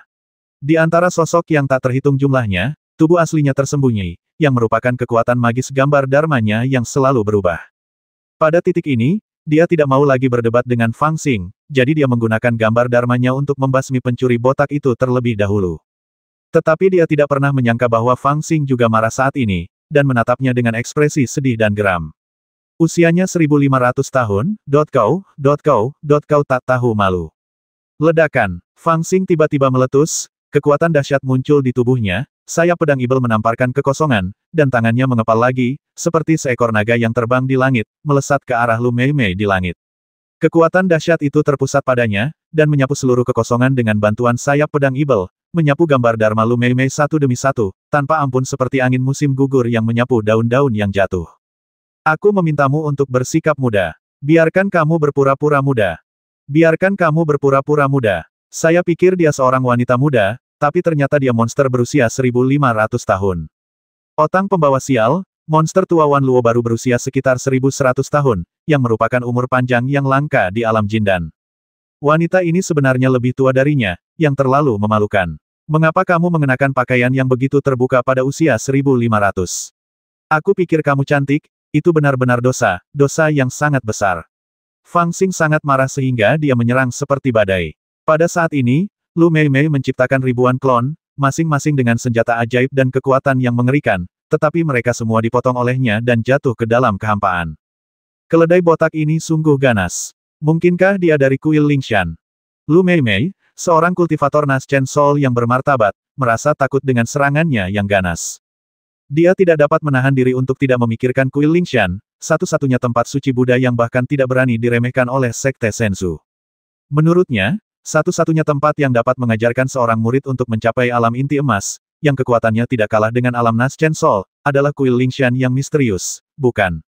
Namun dia berpikir lagi dan merasa itu tidak mungkin. Bagaimana mungkin seorang murid yang diajarkan oleh kuil Lingshan bisa begitu tidak tahu malu? Mungkinkah dia berasal dari jurang Ibel? Ketika dia memikirkan kata Demon Abyss, dia merasakan kepanikan dari lubuk hatinya. Dia mengulurkan tangannya dan mengeluarkan beberapa biji dari dadanya. Sedikit rasa dingin muncul di alisnya. Menghadapi biji-biji di telapak tangannya, dia diam-diam melafalkan kitab suci untuk beberapa saat, lalu mengangkat matanya dan tiba-tiba menyebarkan biji-biji itu ke dalam kehampaan. Pada saat yang sama, dia mencubit formula ajaib itu dengan tangannya dan berbisik duh. Partikel-partikel itu terbang ke udara dan tiba-tiba mulai tumbuh. Akar putih itu tertanam di awan hitam di langit, lalu dengan cepat bertunas dan tumbuh, lalu mekar menjadi bunga-bunga merah terang satu demi satu. Pada saat yang sama, mereka terus tumbuh ke samping. Dalam beberapa tarikan napas, mereka telah tumbuh di seluruh kehampaan. Gambar-gambar dharmanya yang belum dihancurkan oleh Fang Xing terbang dan duduk bersila di antara bunga-bunga itu. Kemudian, seolah-olah dalam sekejap, mereka memperoleh kekuatan sihir yang cukup, dan masing-masing menjadi suci seperti peri. Tidak apa-apa kalau hanya satu, tetapi melihat begitu banyak peri yang identik membuat orang merasa pusing. Biksu Ye, meskipun kamu lahir di jurang Ibel, jika kamu berani menyinggung keluarga Luku, aku akan membuatmu berharap mati saja, tetapi kamu tidak akan bisa hidup. Ribuan gambar Dharma Lu Meimei tiba-tiba membuka mulut mereka dan berteriak pada saat yang sama. Suara-suara itu saling terkait, dan itu seperti guntur yang berdering di telinga. Pada saat yang sama, puluhan juta gambar Dharma ini membentuk segel pada saat yang sama, dan kemudian udara tiba-tiba dipenuhi dengan tanaman merambat hitam yang ditutupi dengan duri seperti kait besi. Begitu tanaman merambat ini muncul, udara dipenuhi dengan aroma yang kuat dan hampir busuk, yang jelas sangat beracun. Selain itu, begitu mereka muncul, mereka menutupi langit dan bumi, mengelilingi Fang Xing di tengah, dan dia tidak dapat melarikan diri. Pohon pinus hijau dari tanah Prancis. Fang Xing tidak berani ceroboh, dan segera mengeluarkan harta karun spiritual jenis kayu yang baru saja direbutnya kembali dari paviliun harta karun. Harta karun itu direbutnya saat ia menerobos formasi di Gunung Fengchan. Ia menuangkan kekuatan spiritual ke dalamnya, dan jarum pinus segera jatuh dari pohon pinus hijau kecil itu. Setiap jarum pinus berubah menjadi boneka yang tampak seperti dirinya, memegang pedang Ibel cahaya hitam di tangannya dan bergegas keluar. Cici-cici. Serangkaian suara pemotongan terdengar di udara. Klon Fang Xing memotong tanaman merambat hijau di udara menjadi beberapa bagian, dan satu demi satu jatuh ke tanah. Namun, ini hanya keuntungan sementara. Bagaimanapun, Ruang kosong ini dipenuhi dengan seni agung semesta yang dilakukan oleh LV Mei Mei. Awan hitam ada di mana-mana, yang merupakan area yang ditutupi oleh LV Mei Mei. Lapisan demi lapisan, padat, mengelilingi Fang Xing di tengah. Meskipun pinus hijau di tanah dapat melahirkan klon dan boneka, itu hanyalah objek eksternal, dan tidak dapat dibandingkan dengan klon yang tak terhitung jumlahnya yang diubah oleh esensi sejati dari jiwa yang baru lahir. Dalam proses pemotongan tanaman merambat hitam, banyak klon dihancurkan oleh tanaman merambat hitam, memampatkan ruang Fang Xing hingga ekstrim. Pada akhirnya, Fang Xing tidak punya pilihan lain selain melilitkan sayap pedang Ibel, membentuk medan pedang di sekelilingnya untuk mencegah tanaman merambat hitam itu mendekat. Diam, dasar orang menyebalkan, meskipun kau benar-benar menakutkan, kau hanyalah ramuan emas. Bagaimana kau bisa mengalahkan kekuatan sihir Nas Chen Solku? Lu Mei Mei menghela napas lega, merasa kemenangan sudah di tangannya. Sambil mencibir, kekuatan sihirnya melonjak, mendesak tanaman merambat hitam itu untuk muncul. Ya ampun, bulunya hitam sekali, tebal, dan berduri. Susah dipegang. Fang Xing terjebak di tengah-tengah, merasa cemas. Ia ingin memanggil sepupu tertuanya dan biksu muda Sensiu untuk membantu, tetapi ia merasa memanggil mereka sekarang akan terlalu memalukan. Selain itu, begitu mereka muncul, akan ada celah dalam rencana tersebut. Dengan mengingat hal ini, ia mulai memeras otaknya untuk memikirkannya. Setelah beberapa saat, matanya berbinar dan ia pun membuat sebuah rencana. Wanita tua, aku tidak bisa menyembuhkanmu karena kamu melakukan ini. Fang Xing tiba-tiba tertawa, dan dalam sekejap, kedua sayap Ibel pedang terlipat, kemudian dia menggambar sebuah lingkaran dengan tangannya dan mendorongnya perlahan-lahan. Teknik penghancuran mesin ilahi. Ketika dia menyingkirkan sihir pedangnya, tanaman merambat hitam yang tak berujung itu telah menyusut ke tengah, meremas tubuhnya dengan erat.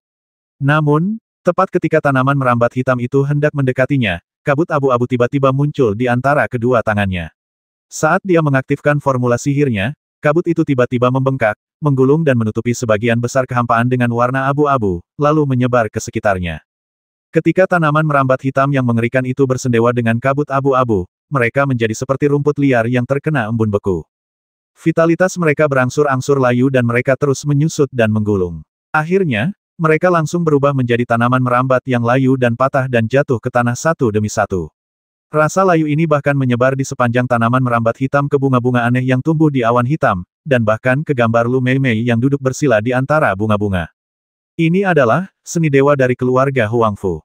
Lu Mei Mei sangat terkejut hingga wajahnya berubah drastis. Dia buru-buru membuat beberapa gerakan tangan untuk menarik kembali gambar Dharma miliknya. Kekuatan sihir yang dia tunjukkan sama sekali tidak berdaya melawan seni penghancur mesin ilahi. Prinsip langit dan bumi saling bertentangan, dan bahkan kultivasi tidak dapat menebusnya. Ketika dia melihat seni ini, dia menyadari bahwa dia harus segera mundur. Reaksinya tidak lambat. Dalam sekejap, dia mengusir jutaan klon dalam sekejap, dan mereka melarikan diri ke segala arah. Tubuh aslinya tersangkut di tengah dan tidak dapat dibedakan sama sekali. Namun saat ini, Fang Xing sudah tertawa terbahak-bahak, bergegas keluar dari antara tanaman merambat hitam yang layu, berdiri tinggi di udara, melihat sekeliling dengan dingin. Menghadapi jutaan klon Dharmakaya ini, bahkan dia tidak dapat membedakannya dengan jelas. Bagaimanapun, ini juga merupakan kekuatan magis dari alam jiwa baru lahir. Bahkan jika dia menggunakan Dewa Yin Yang dan cermin Ibel untuk melihat mereka, akan membutuhkan beberapa tarikan napas untuk mengidentifikasi masing-masing. Jumlah mereka begitu banyak sehingga dia tidak punya cukup waktu. Dan ini juga hal yang mengerikan tentang kultivator Yuanying. Anda mungkin memiliki kekuatan untuk membasmi seorang kultivator Yuanying, tetapi wilayah adalah wilayah. Jika dia ingin melarikan diri, Anda tidak dapat menghentikannya. Sama seperti ketika dia berada di tanah klan Huangfu, Fang Xing menunjukkan kekuatan yang melampaui Huangfu Jingduan, tetapi kemudian, ketika Huangfu Jingduan melarikan diri, dia masih tidak memiliki cara untuk menghentikannya. Sekarang dia menghadapi masalah ini. Namun, ini adalah kedua kalinya dia bertarung dengan Nas Chen Sol, jadi dia sudah siap.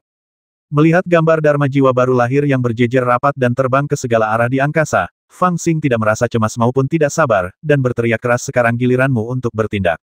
Saat dia berteriak, awan yang tidak mencolok di langit tiba-tiba menghilang, memperlihatkan sepupu tertua yang sedang duduk bersila di punggung seekor ikan aneh. Dia menatap Fang Xing yang marah dengan sedikit jijik, dan pada saat yang sama, dia mengangkat tangannya yang ramping dan menunjuk beberapa kali ke arah kehampaan. Beberapa cahaya putih yang tidak mencolok menghilang ke dalam kehampaan, dan medan gaya aneh menyebar dalam sekejap.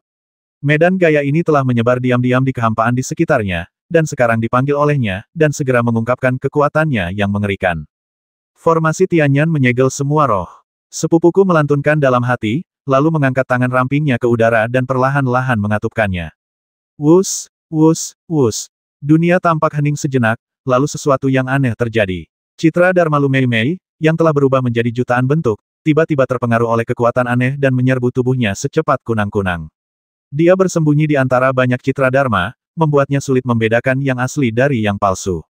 Sekarang dia menjadi sasaran hidup dan dikhianati oleh citra Dharmanya sendiri. Novel terbaru diterbitkan pertama kali di Liu 9 Suba.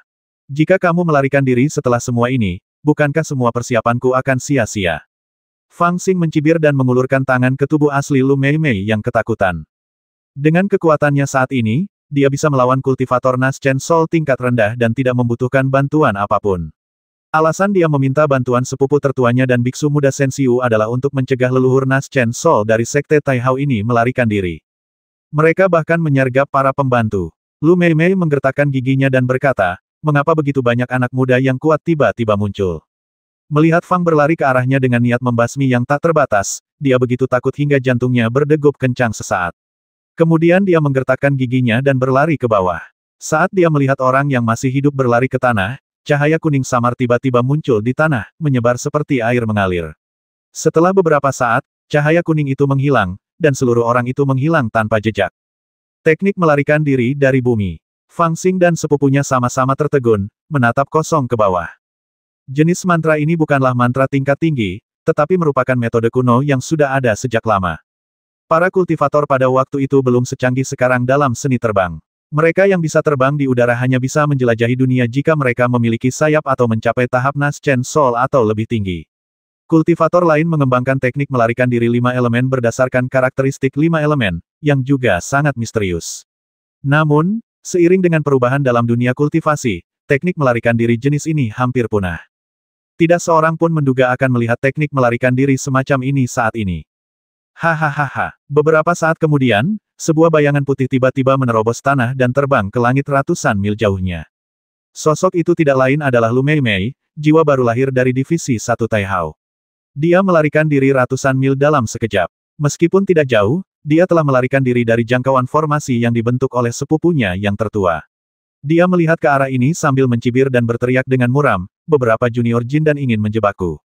Kamu sedang bermimpi, aku. Saat dia berbicara, dia berbalik dan hendak terbang menjauh, tetapi tiba-tiba bayangan putih muncul dari belakangnya, lalu seekor ikan kayu besar menghantam kepalanya dengan keras. Sebelum dia bisa menyelesaikan kalimatnya, seluruh tubuhnya bergoyang dan jatuh dengan kepala lebih dulu. Aku sudah lama menunggumu. Biksu kecil berwajah suci Sensiu dengan licik menyingkirkan ikan kayu dan melambai ke arah Fang Xing dari jauh. Saudaraku, aku mendapatkannya. Kapan biksu pencuri ini berhasil menyusul? Fang Xing dan sepupunya yang tertua sedikit terkejut. Dalam rencana awalnya, mereka tidak mengirim Sensiu untuk menghalangi Master Yuanying dari klan Taihao. Mereka hanya menyuruhnya untuk tetap di samping dan menunggu untuk menyerangnya tiba-tiba. Namun, setelah Lu Mei Mei melarikan diri ratusan mil jauhnya dengan teknik melarikan diri dari tanah, Fang Xing dan sepupunya yang tertua tidak dapat berbuat apa-apa terhadapnya. Mereka tidak menyangka bahwa pencuri botak ini mengikuti mereka tanpa ada yang memperhatikan dan menjatuhkannya dengan ikan kayu. Pada saat ini, Fang Xing benar-benar mulai memikirkan ikan kayunya. Akan baik-baik saja jika dia menjatuhkan sepupunya yang tertua di awal, lagi pula, segel di tubuhnya longgar pada saat itu. Namun sekarang dia bahkan menjatuhkan seorang kultivator hebat di alam Yuanying. Bukankah itu agak terlalu ajaib? Ketika sepupu tertua melihat gerakan-gerakan terampilnya, wajahnya berubah gelap dan dia menatap Sensiu dengan ekspresi yang agak tidak bersahabat. Namun, sekarang bukan saatnya untuk memikirkan hal-hal ini. Fang Xing melambaikan tangannya dan meminta Sensiu untuk mengangkat Lu Mei Mei, dan membawanya langsung ke aula utama. Dia menempelkan lusinan jimat imobilisasi di tubuhnya, dan mengikatnya dengan beberapa lapis tali abadi, rantai besi, dan alat ajaib lainnya, dan menggantungnya di udara untuk mencegahnya menyentuh tanah. Baru saat itulah dia siap untuk menyiksanya dengan kejam dan menanyakan kabar tentang klan Taihao Lu. Pukul dia dengan keras, dia tidak akan memberitahumu jika kamu tidak percaya padanya. Fang Xing memasang ekspresi ganas dan mengayunkan cambuk di tangannya. Namun, setelah menunggu cukup lama, tidak ada seorang pun yang bergerak. Sensiu, sepupu tertuanya, ikan aneh itu, dan murid keledainya semuanya menatapnya lekat-lekat. Fang Xing terbatuk kering dan menyerahkan cambuk itu kepada sepupunya yang tertua. Datanglah. Sepupuku mengabaikanku dan berkata, kita para wanita tidak boleh memukul wanita. Fang Xing menggertakkan giginya dan menyerahkan cambuk itu kembali kepada Shen Xiu. Shen Xiu terdiam dan berkata, kami para lelaki. Fang Xing berkata dengan tidak sabar, kamu bukan seorang pria sebagai seorang biksu. Shen Xiu memutar matanya dan berkata, jika laki-laki tidak diperhitungkan, lalu mengapa biara harus dipisahkan dari kuil para biarawan? Fang Xing tertegun sejenak, lalu berpikir itu masuk akal, jadi dia menyingkirkan cambuknya dan berbalik untuk melihat ikan aneh dan keledai itu. Ikan aneh itu malu-malu dan bersembunyi di belakang sepupu tertua. Namun, keledai itu telah diganggu. Wanita inilah yang telah menusuk kulitnya dengan rantai besi dan mengikatnya di aula ini. Dengan kebencian di hatinya, ia membuka mulutnya untuk menerima cambuk itu. Tepat saat ia hendak memukul wanita itu, LV Mei Mei tiba-tiba menjerit dan terbangun perlahan. Keledai itu sangat ketakutan sehingga bersembunyi di belakang Fang Xing dan gemetar. Pencuri, pencuri biksu, aku adalah putri ke-71 dari klan Tai Hao Lu, salah satu dari 7 leluhur klan Lu. Beraninya kau menggantungku, lepaskan aku cepat, kalau tidak, jika Tuan Abadi klan Lu ku tahu, aku pasti akan menghancurkanmu menjadi abu. Lu Mei Mei terbangun, tetapi ketika dia melihat situasinya, dia hampir pingsan karena marah. Dia adalah leluhur Yuan Ying yang bermartabat. Bahkan di Sensu, dia diperlakukan seperti bintang kemanapun dia pergi. Sekarang setelah dia datang ke Guiksu, dia bahkan menganggapnya sebagai wilayahnya sendiri. Dia tidak pernah berpikir bahwa dia akan mendapat masalah di sini. Leluhur Yuan Ying yang bermartabat sebenarnya digantung oleh beberapa orang muda yang tampak muda. Bagaimana dia bisa menghadapinya? Saya benar-benar tidak mengerti mengapa Anda selalu melaporkan identitas Anda setelah ditangkap. Fang Xing mengayunkan cambuknya, yang membuat suara berderak di udara. Dia berkata dengan ekspresi ganas, jika aku tidak tahu kamu dari keluarga Lu, aku tidak akan menangkapmu. Berhentilah bicara omong kosong dan ceritakan padaku detail dan rencana sebenarnya dari keluarga Lumu. Jika kamu memberitahuku dengan baik, aku akan mengampuni nyawamu. Jika kamu menolak untuk memberitahuku atau berbohong kepadaku, hehe, apakah kamu melihat keledai ini? Dia jantan. Anakku, anakku. Keledai itu tampaknya mau bekerja sama dengannya dan meringkik pada saat yang tepat. Lu Mei Mei sangat malu dan marah sehingga matanya hampir menyemburkan api. Dia berteriak, cepat atau lambat aku akan membasmimu. Hei, kamu tidak setuju. Fang Xing mencibir dan menepuk kepala muridnya, murid yang baik, silakan. Keledai itu tertegun sejenak, lalu mundur 2 langkah dan menatapnya dengan aneh. Kenapa kamu menatapku? Aku akan membiarkanmu melakukannya. Fang Xing menatap muridnya dengan bingung. Keledai itu begitu ketakutan hingga dia mundur beberapa langkah, wajahnya penuh dengan rasa malu. Shen Xiu tidak dapat menahan diri untuk datang membujuknya, kakak, tolong jangan membuatnya sulit. Fang Xing bahkan lebih terkejut. Dia melirik Lu Mei Mei dan berkata, meskipun dia agak tua, dia terlihat cukup cantik. Mengapa begitu sulit? Sepupuku yang tertua berbicara pada saat yang tepat, apakah kamu akan senang jika aku memintamu menikahi seekor keledai? Fang Xing memutar matanya, mengapa kamu mengumpat? Shen Xiu menghela napas dan menambahkan, sungguh memalukan bagi adik junior ini untuk melakukan hal itu. Di matanya, wanita tidak ada bedanya dengan keledai di mata kita. Mereka adalah spesies yang berbeda. Bagaimana dia bisa tertarik pada hal itu? Sambil berbicara, dia menyingsingkan lengan bajunya dan berkata, biar aku saja. Sua, sua, sua, sua. Fang Xing, sepupunya, ikan aneh, dan keledai hijau semuanya menatapnya dengan mata aneh. Shen Xiu tersipu dan menjelaskan, ini bukan seperti yang kau pikirkan. Aku punya cara lain untuk membuatnya bicara. Cih, dasar botak mesum. Sepupu tertua memutar matanya dan mengumpat sambil mencibir. Fang Xing menatap Shen Xiu dengan bangga, lihat. Aku sedang berbicara denganmu. Sepupu tertua berkata, aku bicara dengan kalian berdua. Fang Xing terdiam, tetapi King Lu menyeringai. Shen Xiu menendang pantat keledai itu, beraninya kau tertawa. Tidakkah kau mendengar bahwa dia sedang memarahi keledai itu? Mereka saling membenci untuk sementara waktu, tetapi tidak ada cara lain, jadi mereka harus menyerahkannya pada Shen Xiu.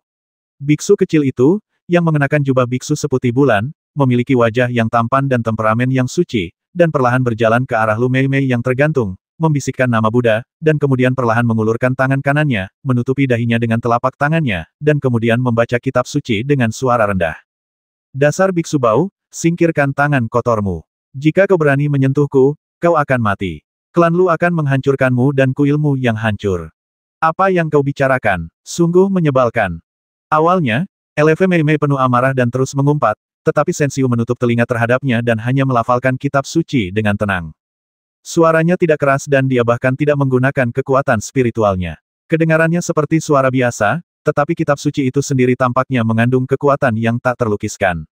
Saat kitab suci memasuki telinganya dan perlahan-lahan memasuki hatinya, seolah-olah dia telah jatuh ke alam misterius. Dia berada di tempat yang bersih dengan bunga teratai di mana-mana. Hanya ada gema samar kitab suci di sekelilingnya, dan hatinya penuh dengan kebebasan. Mantra yang sangat kuat, Fang Xing hampir tenggelam di dalamnya, tetapi dia segera terbangun karena terkejut. Ketika dia melihat lagi, dia melihat keledai dan ikan aneh itu memiliki tatapan bingung di mata mereka yang besar. Hanya sepupunya yang tertua yang sama terkejutnya dengan dirinya. Keduanya tidak berani menunda. Yang satu mencengkeram telinga keledai, dan yang lainnya menarik kumis ikan aneh itu, dan membawa kedua orang itu keluar dari aula. Novel terbaru diterbitkan pertama kali di Liu 9 Suba. Kami baru saja mendengarnya dari samping, dan kekuatannya sangat mengerikan. Aku ingin tahu berapa lama Patriark Yuanying bisa bertahan.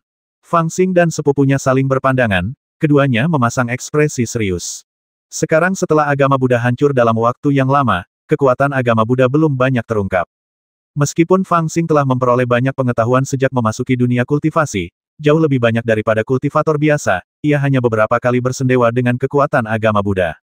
Namun, dari harta karun teratai di dahi Huangfu Daoxi, hingga platform teratai yang diperolehnya dari Song Gishan, dan bahkan adegan di wilayah klan Huangfu ketika 108 arhat bertubuh emas melantunkan sutra lurus bersama-sama untuk menekan monster di danau air hitam, semua ini mengungkapkan kekuatan agama Buddha yang misterius dan tak terduga, yang sebagian bahkan melampaui imajinasinya.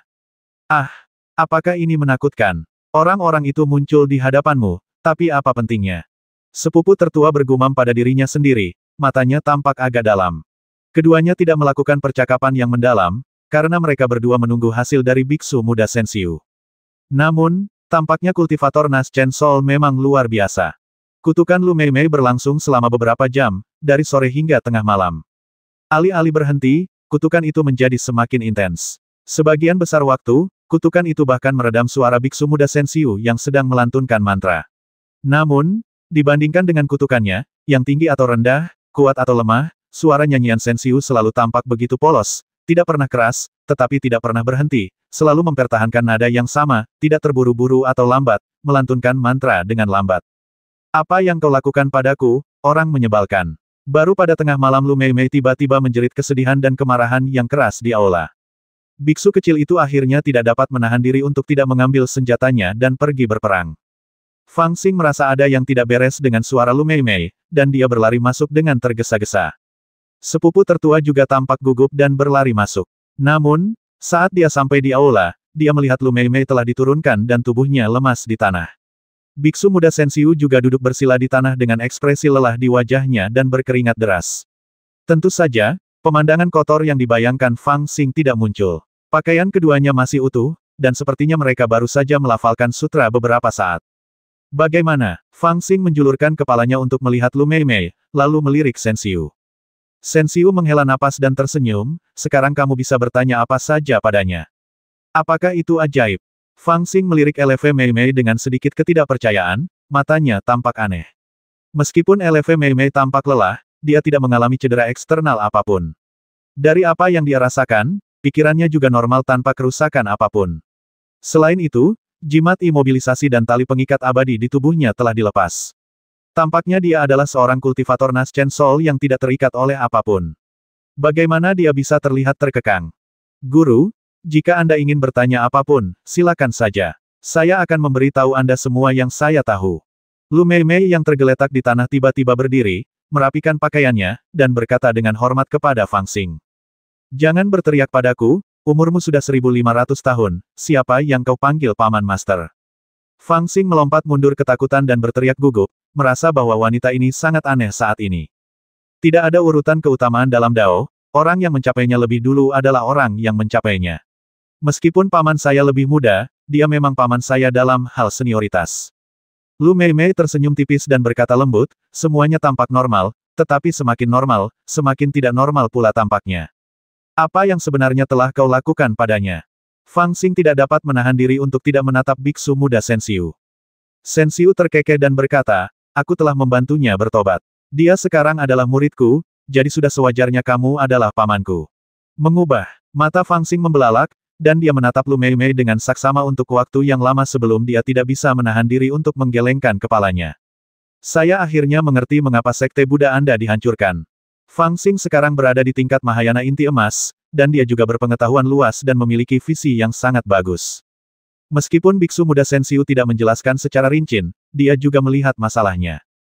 Lu Meimei sekarang tampak seperti tidak memiliki batasan, tetapi dia telah menjadi orang yang sama sekali berbeda. Tentu saja, dia hanya berubah di depan mereka. Mungkin setelah mereka pergi, dia akan menjadi sama seperti sebelumnya, dan tidak ada yang bisa membedakannya. Hanya saja di dalam hatinya, dia memiliki pemikiran tambahan untuk menghormati biksu dan memuja Buddha. Ini adalah pertobatan, dan dia dipaksa untuk bertobat tanpa ada ruang untuk mundur. Dia masih berpikir bahwa dirinya adalah dirinya sendiri, tetapi sebenarnya dia bukan lagi dirinya sendiri. Sungguh menakutkan untuk memikirkan hal ini. Mengingat kembali saat dia diminta untuk mencukur kepalanya dan memuja Buddha di kuil Lingshan, Fang Xing tidak bisa menahan rasa ngeri. Biksu kecil itu adalah pencuri botak. Seorang pendeta yang minum dan makan daging adalah seorang pencuri botak. Kuil Lingshan penuh dengan pencuri. Paman 11 itu orang menyebalkan. Setelah mengutuk semua orang dalam pikirannya satu persatu dan menyadari bahwa dia tidak memiliki beban psikologis, Fang Xing menghela napas lega. Untungnya, tampaknya saya belum bertobat. Saudaraku, jangan khawatir. Kitab suci semacam ini hanya berguna bagi orang-orang yang merasa bersalah, yaitu orang-orang yang memiliki setan dalam diri. Kami sudah mencobanya ketika kamu berada di kuil Lingshan, dan kamu sama sekali tidak memiliki setan dalam diri, atau lebih tepatnya, kamu penuh dengan setan dalam diri, dan kami sama sekali tidak dapat mengubahmu. Secara sederhana, ember yang hanya berlubang dapat diperbaiki, tetapi ember yang busuk sepertimu hanya dapat dibuang. Biksu muda Sensiu tampaknya tahu apa yang dipikirkan Fang Xing, dan berkata sambil tersenyum. Kamu ember busuk, seluruh keluargamu ember busuk. Fang Xing menendangnya, lalu duduk di depan Lu Meimei dan bertanya ragu-ragu, kau menjawab semua pertanyaanku. Ya, Paman Guru. Lu Meimei sangatlah hormat. Fang Xing tahu apakah aku tampan.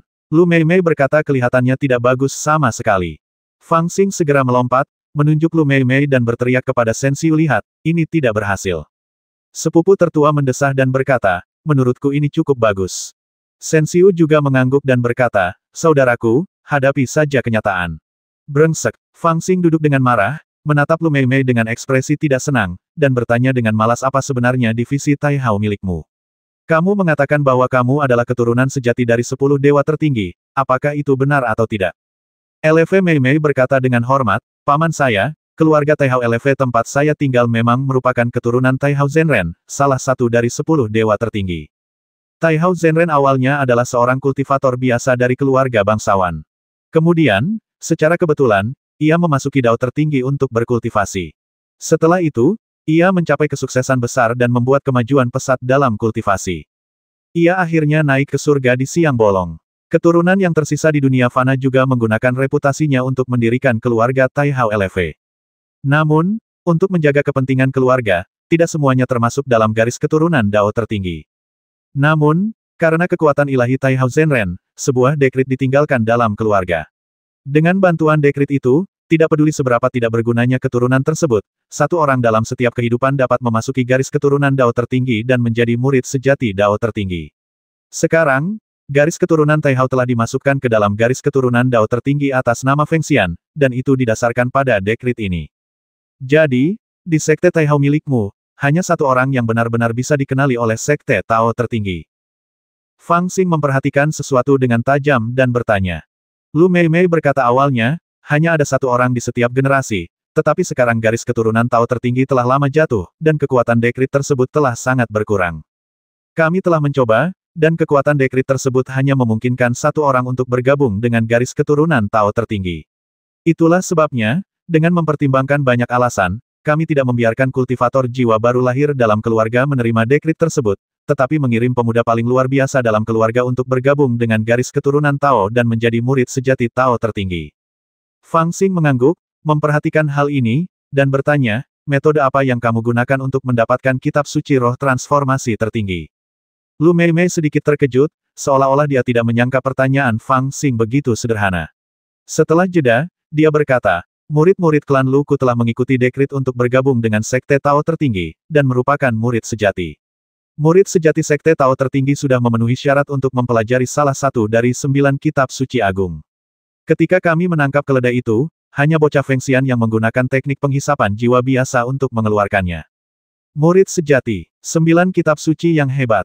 Hati Fang Xing sedikit terguncang, dan dia tiba-tiba menemukan dua hal keberuntungan yang dia sendiri tidak begitu mengerti.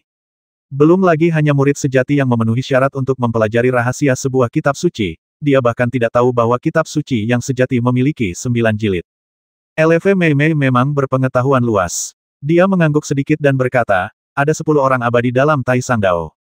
Selain orang abadi pertama yang meninggalkan garis besar umum Taisang dan Dao, 9 orang abadi lainnya semuanya mewariskan wawasan terbesar dalam praktik hidup mereka saat mereka menjadi abadi. Masing-masing dari mereka memiliki kitab suci, yaitu 9 kitab suci Taisang. Bahkan leluhur klan LV kita, Tai Hao, pernah mencatat salah satunya. Akan tetapi, sebagian besar wawasan dalam kitab suci ini diperoleh oleh leluhur abadi saat dia mempraktikkan Taisang Dao. Itu dianggap sebagai harta karun Taisang Dao. Leluhur abadi tidak mewariskannya secara langsung kepada keturunan klan kita. Dia hanya meninggalkan dekrit, yang mengizinkan keturunan klan LV saya di setiap generasi untuk memilih satu orang untuk beribadah di Taisang Dao dan mempraktikkan kitab suci ini.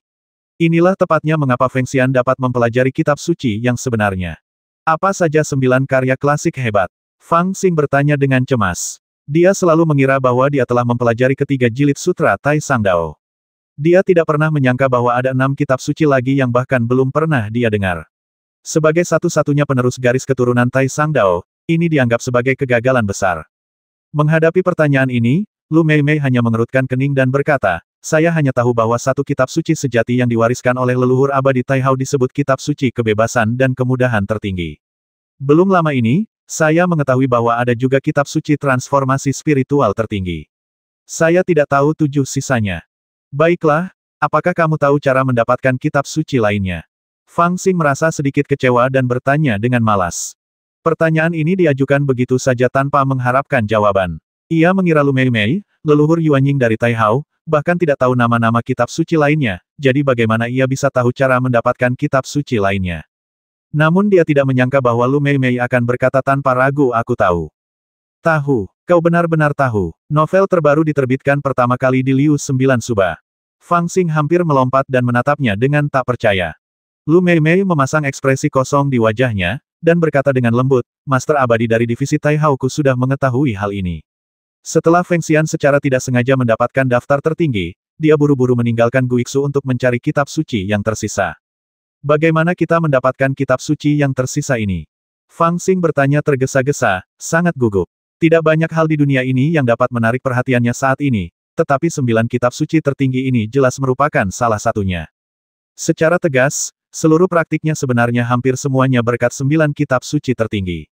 Kitab suci transformasi roh memberinya kemampuan untuk memurnikan energi spiritual, kitab suci induksi membantunya mengolah kesadaran spiritualnya, dan kitab suci keabadian membantunya mengolah tubuh fisiknya.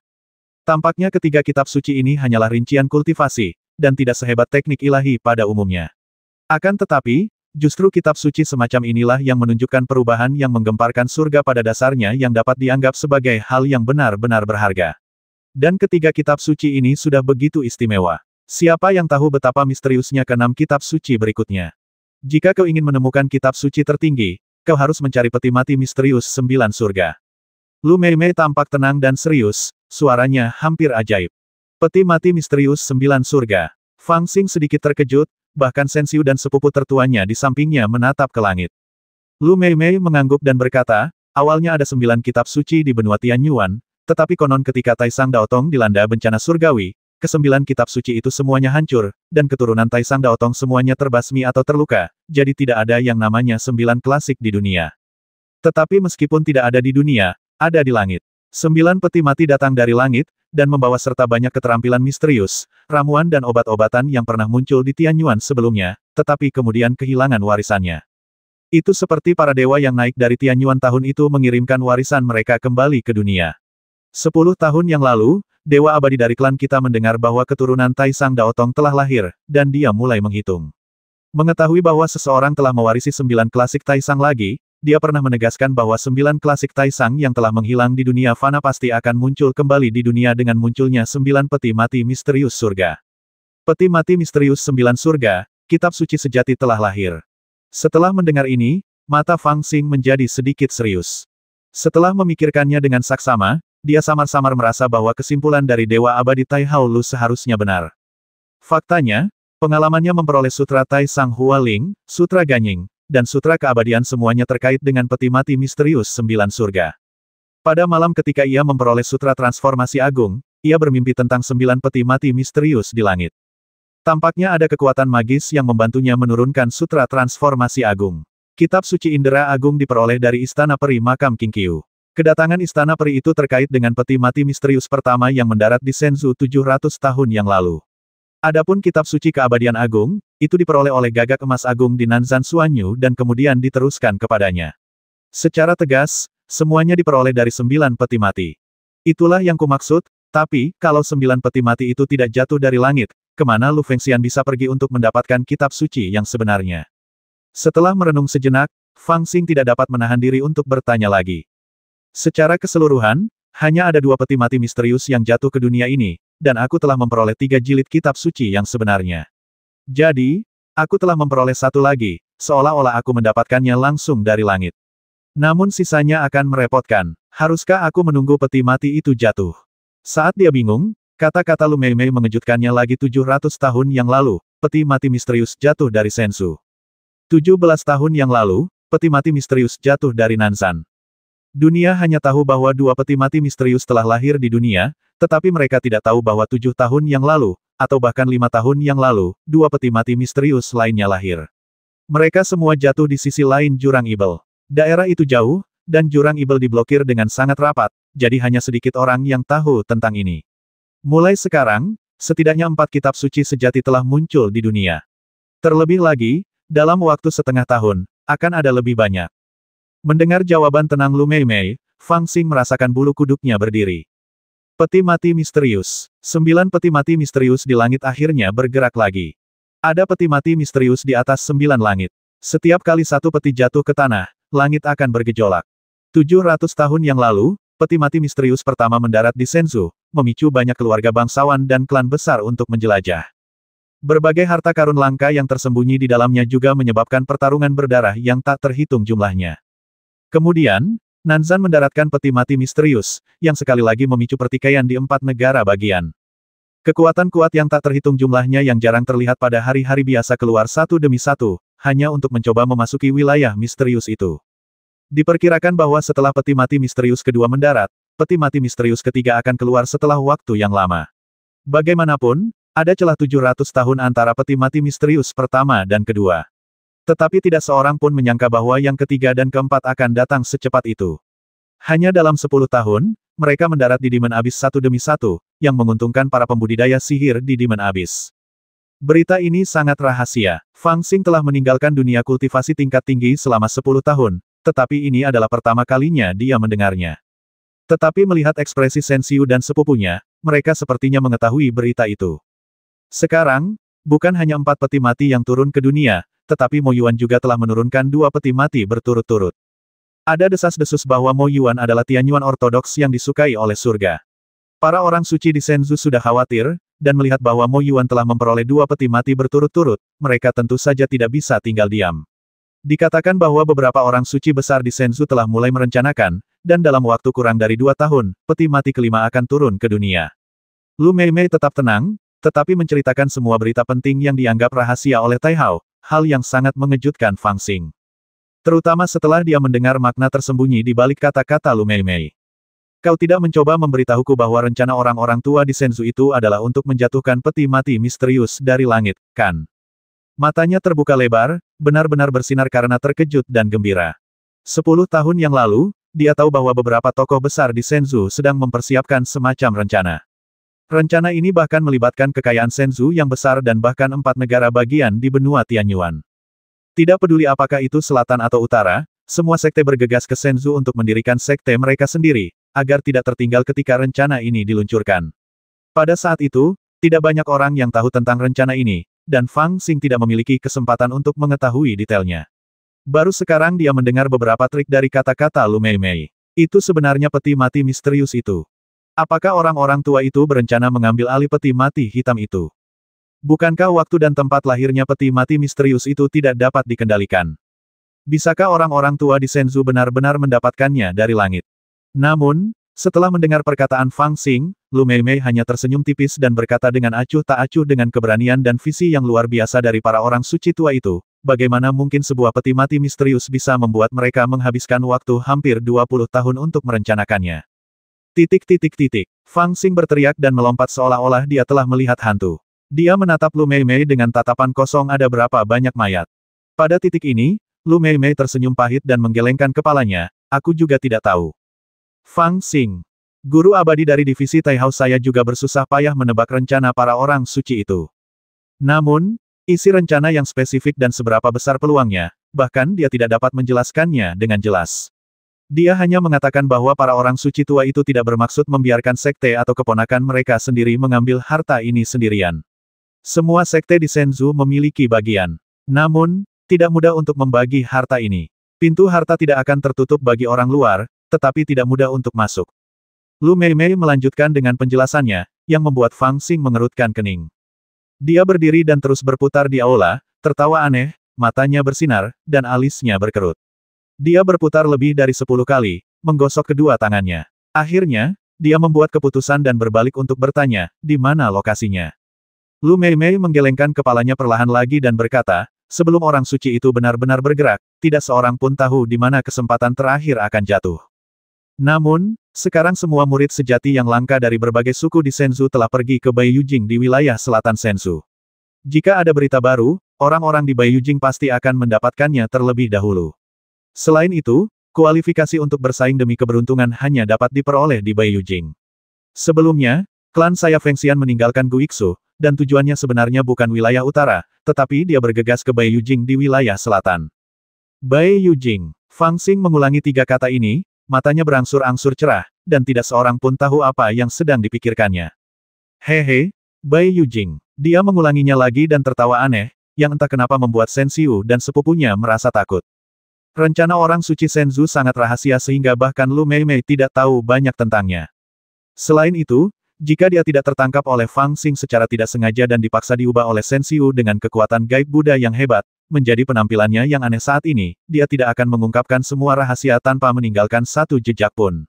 Akan membutuhkan banyak upaya untuk mendapatkan rahasia ini. Sayangnya, rahasia yang diperoleh darinya tidak lengkap. Sekarang kita hanya tahu apa itu keberuntungan dan di mana petunjuk untuk menemukan keberuntungan. Adapun beberapa detail yang halus, misalnya, para orang suci sedang mempersiapkan diri untuk menyambut peti mati misterius itu ke dunia sekarang, dan setelah peti mati misterius itu datang ke dunia, apakah peti mati itu masih akan memiliki persyaratan ketat yang sama untuk alam inti emas, alam Yuanying, dan bahkan zaman tulang para praktisi seperti sebelumnya, bahkan dia tidak tahu. Dia hanya mengetahui darinya bahwa banyak putra tokoh tingkat dewa telah bergegas ke Baiyujing, dan beberapa dari mereka berada di alam pendirian yayasan. Dilihat dari tindakan mereka, mungkin kesempatan yang jatuh dari langit ini adalah sesuatu yang bahkan dapat diikuti oleh alam inti emas. Setelah mengajukan beberapa pertanyaan rahasia, pikiran LV Meimei hampir sepenuhnya jernih. Dan dilihat dari keadaannya saat ini, dia pasti tidak menyembunyikan apapun. Fang Xing mengakhiri interogasi ini dengan puas dan melihat ke arah Shenzhou dengan penuh harap. Harus dikatakan bahwa percakapan ini membuatnya merasa seperti ada cacing di perutnya dan dia tidak bisa tenang. Tentu saja, meskipun kesempatan ini belum pernah terjadi sebelumnya, tantangannya juga besar. Sekte dan keluarga besar yang hanya ada dalam legenda mungkin akan muncul, jadi bahkan aku tidak bisa ceroboh. Setidaknya aku tidak bisa pergi ke sana dalam keadaan ini sekarang. Bahkan jika aku bisa membasmi Nas Chen Sol, aku mungkin masih akan terbalik di depan orang-orang aneh itu. Hal yang paling mendesak adalah menyempurnakan pil Wanling sepenuhnya dan menghilangkan bahaya tersembunyi milikku sendiri, sehingga aku dapat bersaing dengan orang-orang aneh itu dengan keadaan kultivasiku yang puncak. Setelah berpikir sejenak, Fang Xing yang cemas memutuskan untuk bertindak cepat. Awalnya dia berencana untuk membasmi LV Meimei untuk melampiaskan amarahnya, tetapi mengingat dia sudah berusia lebih dari 1000 tahun dan masih terlihat sangat terawat, dia memutuskan untuk tidak membasminya untuk sementara waktu. Selain itu, Shen Xiu telah memaksanya untuk bertobat, jadi tidak perlu membasminya. Dalam keadaan ini, kata-kata dan perbuatannya sama seperti biasanya. Jika Taihao bertanya tentang kebenaran masalah ini, dia hanya akan berusaha sekuat tenaga untuk menutupinya untuk Fang Xing dan yang lainnya, dan akan menemukan cara untuk berkomunikasi segera setelah ada tanda-tanda masalah. Berbicara tentang metode mengendalikan orang, sebenarnya tidak ada metode yang lebih efektif daripada yang digunakan oleh Shen Xiu. Itu dapat menanamkan pikiran di benak orang, yang tidak terlihat dan mematikan. Sekarang setelah mereka tidak perlu khawatir lagi, Fang Xing dan yang lainnya merasa tenang untuk membagi barang-barang berharga dari suku Taihao. Kalau dilihat dari sisi ini, memang ada banyak sekali. Seperti dugaan Fang Xing sebelumnya, suku Taihao telah beroperasi di Guixu selama bertahun-tahun dan telah mengumpulkan banyak barang bagus. Sekarang mereka tidak punya waktu untuk benar-benar mengangkutnya kembali ke Senzu. Setelah menghitungnya, Fang Xing menjadi sedikit cemas. Tidak heran dia merasa ada yang kurang saat merampok paviliun harta karun, rumah alkimia, dan tempat-tempat lainnya.